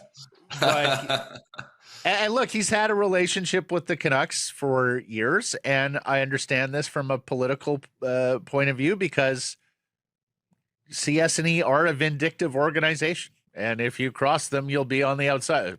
You guys learned that last week. We've learned that for years ago. I can't speak to if that's what was behind his decision making or what reason he specifically had for canceling season tickets. But I mean, this is something I was wondering, like how many other people are going to be like Clay here, like a longtime ticket member that is going to say, thanks, but no thanks. And I've seen a couple of people just online just saying, well, does this, kind of questioning if this throws a wrench in the theory that Vancouver will support a rebuild. I mean, I think there's context here, right? They are going, even if they win their last game of the season at home, they'll have put up fewer home wins than the expansion 1995-96 Vancouver Grizzlies. Like, that is unbelievably bad. Like that's incredible. It's by far their worst home record in team history. They are going to have the worst home record. If they lose their last game, they'll match the 1995-96 Ottawa Senators, but they're guaranteed to have at least the worst home record in the NHL in the last 30 years. and ticket prices are going up, or at minimum, like staying stagnant. They're certainly not going down. I haven't heard of any amazing things that the team's really going to do for their season ticket members. Doesn't sound like they're really bending over backwards to keep people on side. Yeah, I mean, if you're a season ticket member and you're feeling a bit slighted by the team for this, I don't blame you. I don't know if that's what Clay's thinking, but it wouldn't surprise me one bit if there's more people like Clay that go, you know what, you're not going to be treating me, you're not really treating your fans that great, and could probably buy cheaper tickets on the secondary market. Maybe I'll sit this one out. Let's not confuse this for lack of support for the rebuild itself, though. Correct? Very good, Blake. Absolutely, and I still think it's overall going to be a good business decision to. I think that people get that confused where they're like, okay, the ownership doesn't want to rebuild because they can't do, like, it'll be bad for business. Like, okay, maybe it'll be bad for business in the short term, but like, what's great for business? What's great for business, like, the Canucks have never ranked higher on those Forbes lists than, right around that 2011 era and the years after. Like, having teams like that, that's what improves your brand. That's what really makes the money. So the goal here, like winning a cup and being a perennial contender, that's in line with making money, and it's in line with the rebuild. But yeah, I think the idea is that you go through some short-term pain. The question here is the team going to, pretend like their fans are going to enjoy the short-term pain? Like, of course, nobody's going to enjoy them. Like, nobody's enjoying these games right now. It's what they need. They need to finish dead last. They need a top 3 pick, preferably the number 1 pick.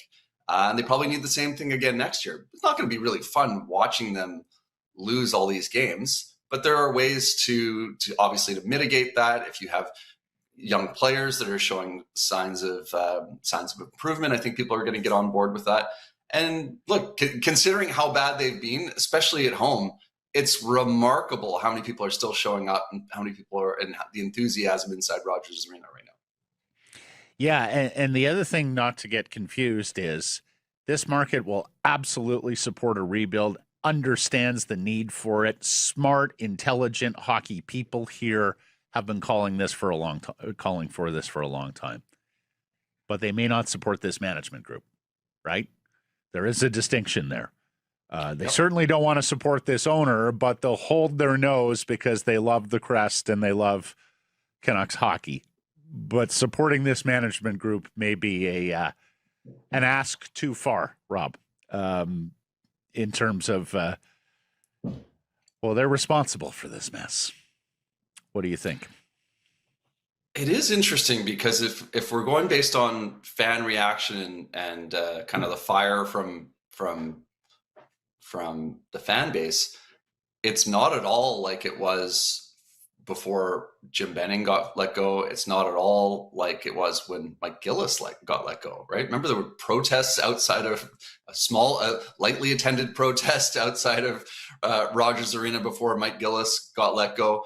There were Fire Gillis chants in the crowd. Remember, like, people were like, I think history has certainly been kind to Gillis, and I think that he had his supporters then, but I think the support is even higher now. But at the time, it had reached a fever pitch. They'd had this team that came so close to winning the Stanley Cup, and then all of a sudden they're missing the playoffs, and I think that really caught people by surprise. The bar was a lot higher than it is now.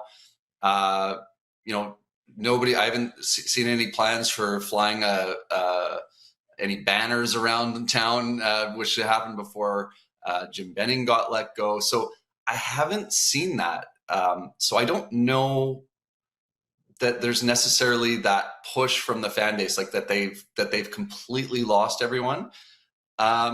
It's really interesting though, because you look at what they took over and where they are now, like they've completely botched this situation. But I guess there's, I guess people are excusing certain aspects of it. Rob, you're 100% right. It hasn't hit the fevered pitch that it did in the last days of Gillis or Benning. But here's the thing: if I'm Aquilini, I'm not sure I want to wait around and find that out, right? Like, I'm not sure I want to wait around and find out if I can sell Rutherford Allvin and Adam Foote. I think you have to recognize that you need some change here coming off one of the worst historical seasons for the Vancouver Canucks to at least be able to sell some sort of change, some sort of hope, even if it's not the full lot. I don't think we're getting planes, guys, because October. the nerve has been stomped on so much. It's just numb. You've got people who have totally disengaged, right? Like, you've lost a lot of people over the last 12 years who used to be quite robust Canucks fans, now have no time. They have just wholly disengaged because they don't believe in this owner whatsoever. I do wonder also how much of this is kind of understanding or excusing some of the moves, or some of what has gone on.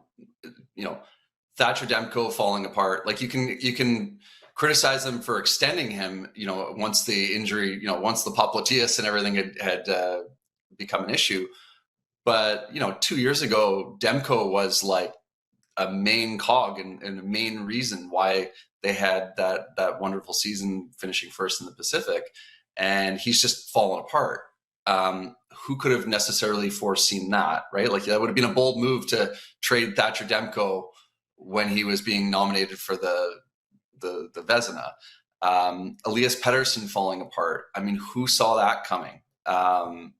You know, again, 2 years ago when they signed him to that big contract, that was celebrated in this market. Like, everyone was on board with that. You know, again, that would have been a really bold move to trade Elias Pettersson at that time, and he would have got criticized heavily for that. Now, the choosing Miller over Horvat, you know, knowing what they knew about the dynamic between Miller and Pettersson and not doing something sooner, on and on and on. There are definitely things to criticize, but I do wonder if some of those things are kind of understood. Whereas I think comparing it to Benning was making moves where in the immediate aftermath, it was like, what are you, like, how much money for Lucas Sbisa? Are you crazy? And then Sbisa goes out and proves everyone right. You know, I think that there were way more moves like that immediately blew up in their face, for fans to criticize. Whereas this one is sort of percolated a little bit, and just sort of anything that can go wrong has gone wrong. But they have to own it, bro, right? Like, it's like, you're in charge. I say, like, hey, it would take a bold move to do it, but, you know, you want a GM, you know, bold moves was Mike Gillis's thing, right? Like, you need a GM to make bold moves. You need a GM to know better than everyone else. And I say GM, but GM and president of hockey ops, whoever's making the calls right now, you know, that's what they're paid to do. They need a guy for bold moves. They also need a little bit of luck. We are now inside a month until the draft lottery. And I am of the mind, Rob, that, you know, they're going to get a great player regardless. Like, I think all the players being discussed in the top 3, top 4, top 5, they're great players. And guys like Quinn Hughes and Matthew Tkachuk are proof, you know, you don't need to be the first overall to be a seriously impactful player in the National Hockey League. That being said, given what we've just discussed with the history of this organization, how important is it for the Canucks to win something? Like, even if they got second overall, they know they're going to have choice. They're going to get a great player. Which is a lottery win, technically. It's still a lottery win, and technically. 2 lottery. But how much does this fan base need to just know, after never winning the Stanley Cup and never picking first overall, do they just need to tick one of those 2 boxes here in 3 weeks? Would be nice, wouldn't it? I mean, I followed this team too long to expect anything less than dropping to third. The obvious choice being a defenseman, instead reaching for a center. The defenseman becomes a Hall of Famer. The center becomes a third line center. You know what I mean? Like, if you follow the Canucks long enough, that's what you expect. That's Canucks luck, right? I don't know why you needed to speak that into existence, but okay. Right, but that's what I mean. If you're a true Canucks fan, you cannot expect anything less than that, right? Like, that is the expectation here. We've come to expect these things. So no, it would be amazing. It would be amazing. I mean, think about all the draft lottery parties, gone by, and just, I went to a couple of them, and it's just okay. And Vancouver Canucks, you're picking fifth. It's happened over and over. It'd be nice to have something that everyone could celebrate, and that would, of course, kick off the McKenna or Stenberg debates, which have already been going on, even though the Canucks don't have the pick yet. That would give us something to talk about, and the debates would be furious, I'm sure. And it would be really nice. What I'd really love to see is whoever they pick. It would be great if the player could come in at 18 and deserve to be there, right? You'd hate to have them, because I think there's going to be pressure to force whoever they pick into the lineup, whether they're ready or not. I mean, they tried to shoehorn Braden Coots into this lineup this year, and he clearly wasn't ready. So it's likely going to happen with the top 3 pick.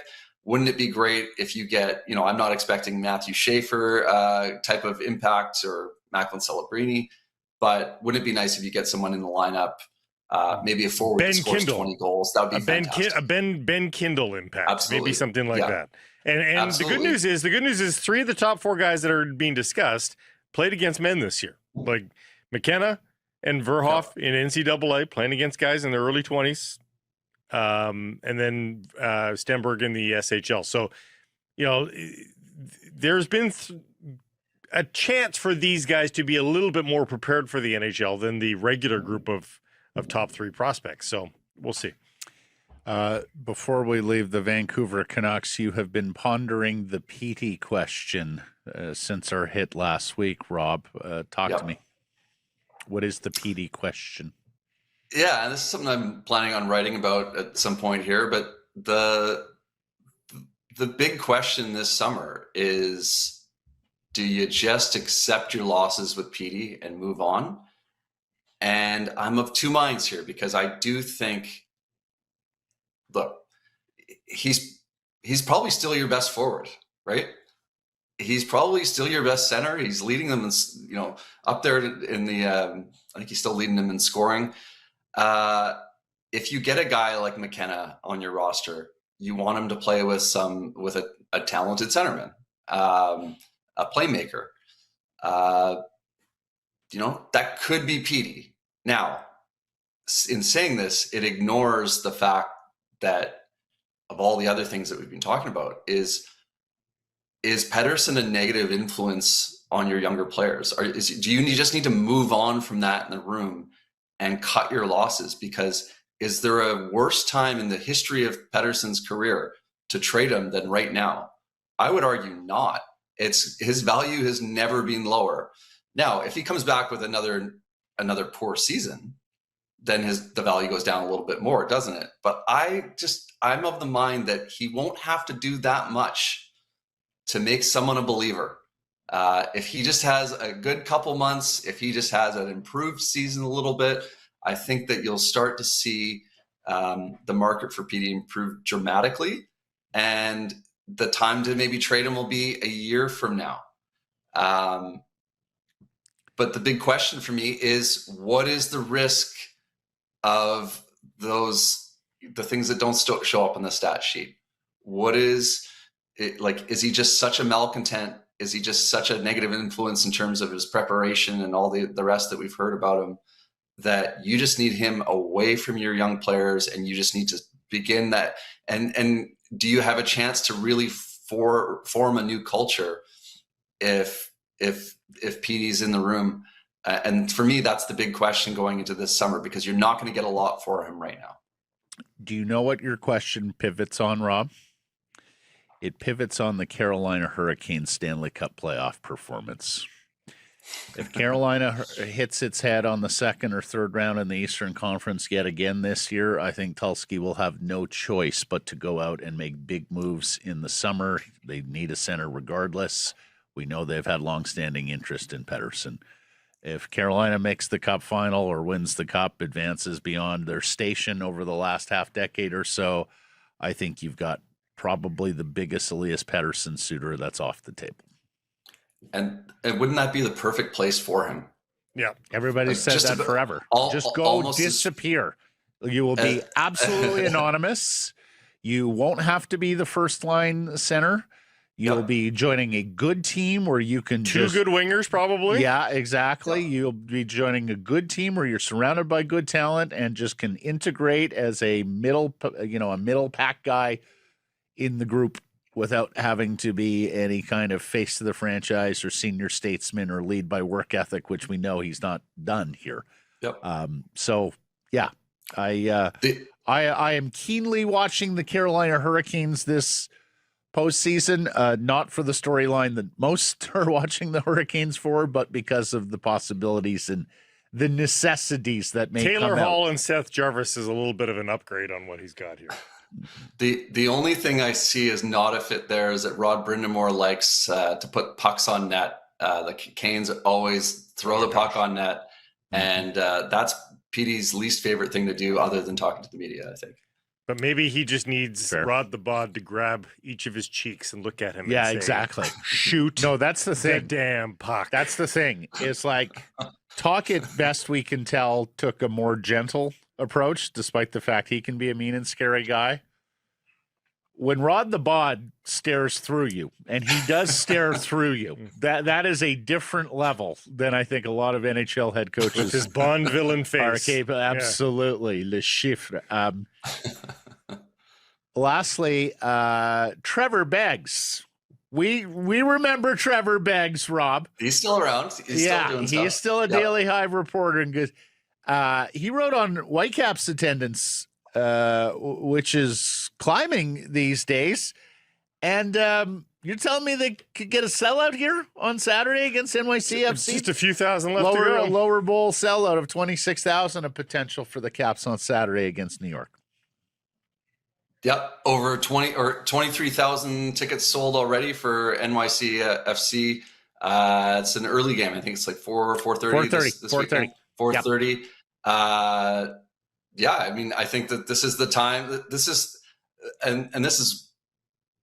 one of the best times for me for having the Whitecaps in our city is when the Canucks have just fallen apart and they're not going to the playoffs, and we're still 2 more months away from BC Lions starting. When the Whitecaps entered MLS, this was, I remember just thinking, this is like such a great time, a great gap in the market that they fill, where they come in, in the early spring here, and give us another team to follow. So yeah, it's fantastic, and they're. I mean, that game last week was the finish was absolutely amazing. So they're a great team, and hopefully the support keeps coming, and hopefully the momentum keeps going to somehow find a way to keep them in this city. I'm 1,000,000% with you. Filling that gap in the market has been pretty much a year-over-year necessity with the Vancouver Canucks, but now the soccer crowd has gone and fucked it up by going to a summer-spring schedule.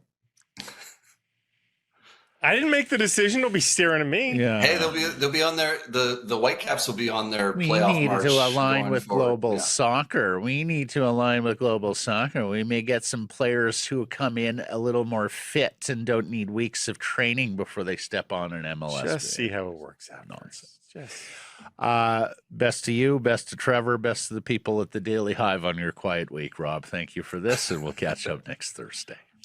Thanks, guys. Sick Harrison Price from the historic Wall Center, the Pacific Toyota Dealer Studio, built by Arbor Lee. Game night turns into a game weekend here at Wall Center. From puck drop to last call, everything you need, we're right outside the door. Stay where the fans stay, wallcenter.com.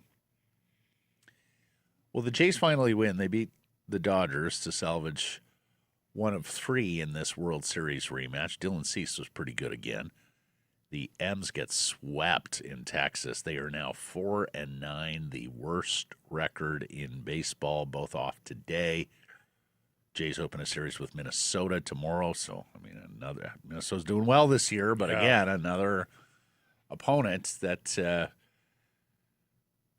was near the bottom of the Major League Baseball standings last season. Seattle has a 4-game set with Houston here at T-Mobile, so a chance to get back into divisional play, get some wins in front of their home fans. And the Vancouver Canadians, Still not on the board just yet. They fall 5-2 to Eugene at the Nat last night. They dropped to 0-5. That is the worst start in franchise history. Is it really? This has been one of the most successful franchises in all of minor league baseball. There was 3 Northwest championships in a row. There was a time where all they did was sell out the place and win championships. Aaron Munson with 3 scoreless innings in relief last night, but the Seas managed only 1 extra base hit. It was from Arjun Namala, the star shortstop. They'll try again tonight at 7 p.m. Landon Marudas taking the mound after throwing 3 scoreless innings on opening day in Tri-City. Former 4th-round pick. He's a reasonable prospect. Remember, tomorrow is the first Friday. Nooner at the Nat. First pitch 1:05. Same start time Saturday. Sunday.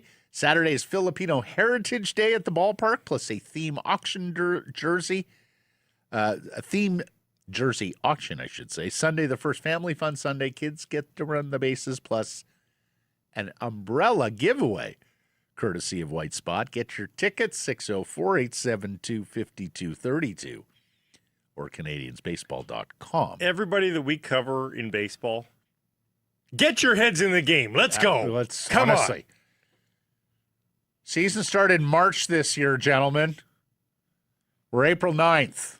It's time to get going here. Jays can turn it around pretty quickly. They're only 2 games below 500, but the Mariners and the Canadians, come on. Good news at Whitecaps training, where Ranko Veselinovic, Sam Adekube, and Andres Kubas all participate in a scrimmage, according to radio play-by-play man Asa Raymond of Global Sports. Sebastian Schonlau out with a hamstring injury. Ryan Gauld working individually. What was your line about Schonlau? It's German for unavailable for selection. Mm-hmm. We'll see if that training trio can go Saturday, 4:30 versus NYCFC at BC Place. Some other interesting notes from Mesa at training. Kenji Cabrera playing as a number 10, and Mihail Gerasimenko at left center back next to Tristan Blackman. First, take on the Kenji Cabrera part of this. It's the number 10. Just explain to them what a worthwhile experiment. An uber attacking midfielder, 6'8", 10 up the middle as midfielders potentially. It's a middle forward, if you will, setting up the striker.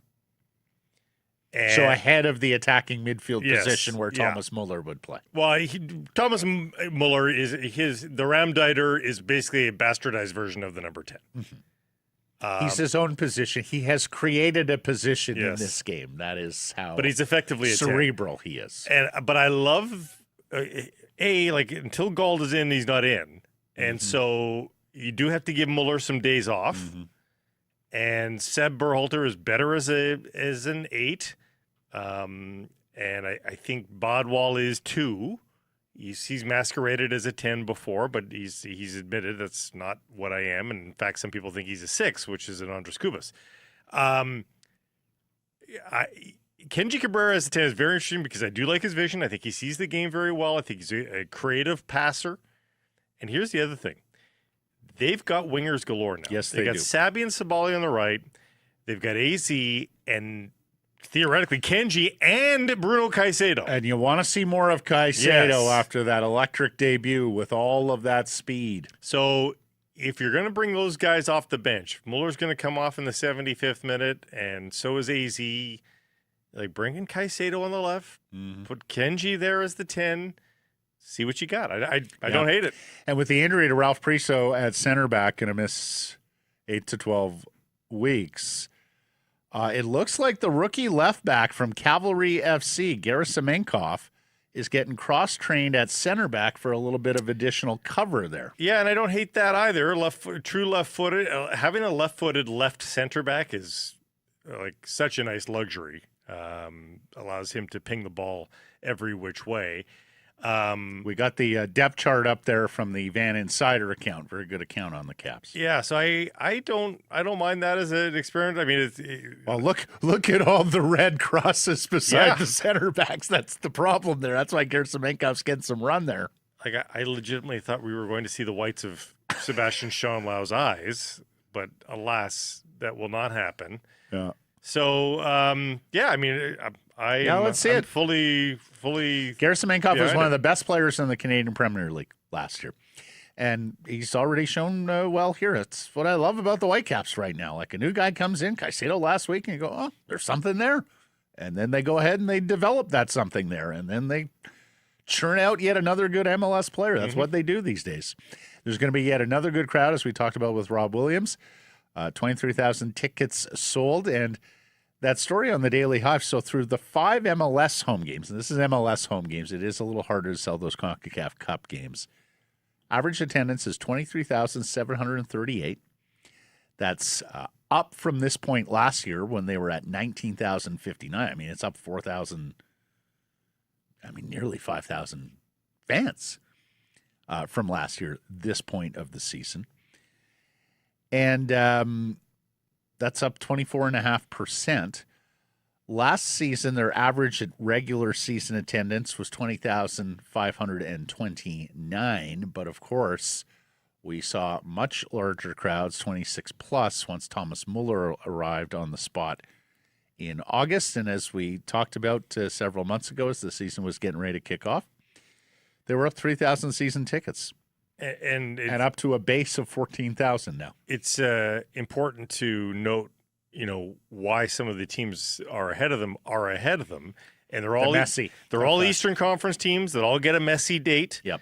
LAFC is in there as well. LAFC is in there because they played a game at the Coliseum, didn't they, or a Rose Bowl? What are the two? Coliseum. Yeah. Yeah. So they boosted. They've only got a 22,000 seat stadium, but they boosted themselves with a special edition. Yeah, there's a whole lot of context because there's a lot of stadiums in MLS that are so small that the Whitecaps are just going to be above them, even if they sell them out because they have more inventory at BC Place. Yeah. So, if you took those special edition single games out for a bunch of these markets, I bet you the Whitecaps go. Yeah, they're 11th in MLS average attendance right now, but again, there's an outsized effect when Messi plays a road game, particularly this early in the season. It really bumps up your average attendance. BC Lions and head coach Buck Pierce announced the 2026 coaching staff, and it is 8 of the same names and faces and the same assistant coaching positions, with one notable addition. Former Lions player and defensive coordinator Mark Washington is returning to the Lions Den after spending the last 6 seasons with the Tiger Cats in Hamilton. He's been a Surrey resident, settling there after a sublime playing career with the Montreal Alouettes and the BC Lions. He spent his final 5 seasons here in pads with the Leos from 03 to 07. Then he was one of the ordained ones from Wally, right? Like he was a coach on the field type, Mark, moving from DB to free safety late in his career, being a field general at the back. So he moved right into that DB coach role, then spent time as the Lions defensive coordinator. And during his 5 seasons as DC, boy, they had some players. They produced 11 All-Stars. Solly Elimimian, Adam Bighill, both won Defensive Player of the Year. And Mark's had a lot of success here with the Lions. He won a Grey Cup as a player in 06. He won another one as a coach in 2011. So good to see Coach Washington back in the fold. Always been a good conversation with us over the years. Good story from Albert Breer on general manager John Schneider and the Seahawks' efforts to repeat as NFL champions. Now, Schneider isn't giving up the goods, but there is a passage on why he allowed running back Kenneth Walker and safety Kobe Bryant to walk in free agency. Schneider openly admits he regrets robbing from the offensive line to pay his skill players and his defensive starters the last time they won a Super Bowl. And you'll remember, they had an awesome defense, the Legion of Boom. So he went out and he paid those guys, but he makes particular mention, Blake, of the Max Unger for Jimmy Graham trade. And Blake and I will always remember that trade because it happened right in the middle of our show at a time when the Seahawks were absolutely sizzling, right, in this market. And they were making this deal for a very exciting, like, hybrid tight end wide receiver, and the 12s were going crazy. And it turned out to be a terrible trade. Graham did not reach the heights in Seattle that he did in New Orleans, and losing Max Unger, the center and brain center of that offensive line, proved a very devastating blow. Look, hey, the running back position is a very weird position in the NFL. A lot of churn, roster to roster. Rarely do you hold on to a running back for 7-8 years anymore. Like, there's just so much turnover. But the offensive line guys, you can do that with. And so I don't mind the approach. You do need to find a guy. The only thing I'll say, and I was talking to 12s again last week and saying, you had all this cap space. You have very few draft picks. Like, if ever there was a scenario lined up for run it back, I would have thought it was this one, particularly with how important Walker was to an offense that, let's face it, I mean, Darnold was very good down the stretch. But he's not Patrick Mahomes. Like, he's not one of these quarterbacks you win because of. You've got to surround him. Anyways, Schneider so regrets that Graham trade. He's even told Max Unger that. And the offensive line for the Seahawks remains a weak spot. In fact, I would argue it's worse than the one that won the first Super Bowl. Still need an upgrade at right guard, if not center as well. They were not big players in free agency. Even when they're healthy, you think they're bad? Like, they were so injured, too. I think center and right guard are significant weak spots. Yes, I think the two tackles and the left guard Zabel, the rookie, are very, very good. I mean, the left side with Cross and Zabel when it's healthy is outstanding.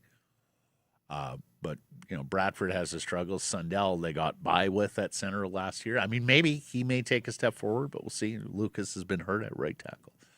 Seattle, just the 4 picks in this draft, which 2 weeks from today, the NFL draft. He is a noted trade back guy, so wouldn't be surprised to see him move down from number 32, the final pick in the first round, into the second round, collect some additional picks later in the draft. And a big one tomorrow for Vancouver Warriors.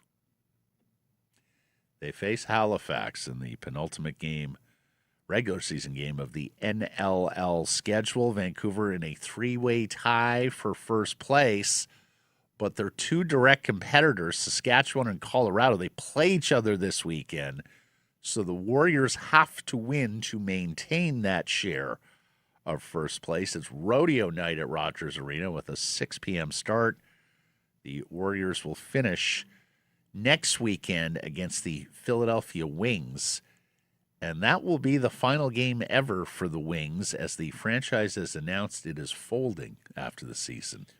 They tend to relocate teams in the NFL. That's not a great look or headline for the league that you're folding a franchise. Especially in, it's a field lacrosse area, but I'm surprised still that you couldn't make it work in Philadelphia. Yeah.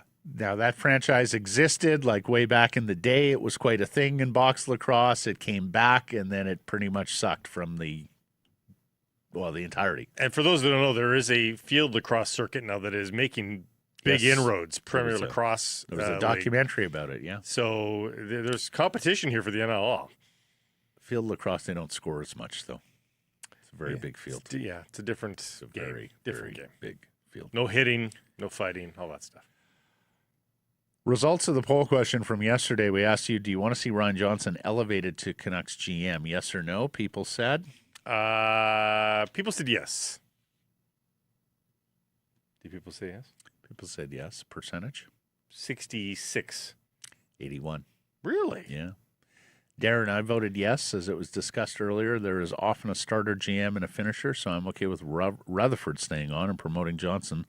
Likely neither will be around for finishing the portion of the rebuild. MD says, I want to see a process, not just handing him the keys. Well, people are just drunk on change, too. Yeah, well. They just want any change as opposed to pragmatic, are we getting the right guy? I'm not saying these people aren't the right people, but it's... Yeah.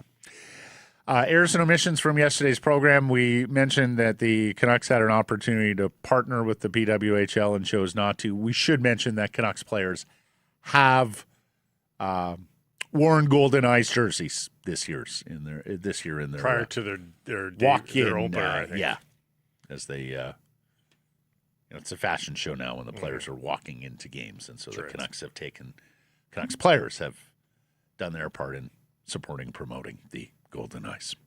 Thanks for joining us, everybody. Appreciate you spending some time connecting with the program. Please do subscribe to all our assorted channels, YouTube, and wherever you get your podcast. Follow on social, X, Insta, Facebook, TikTok, YouTube, Blue Sky, live on many of those platforms, noon Pacific time, weekdays.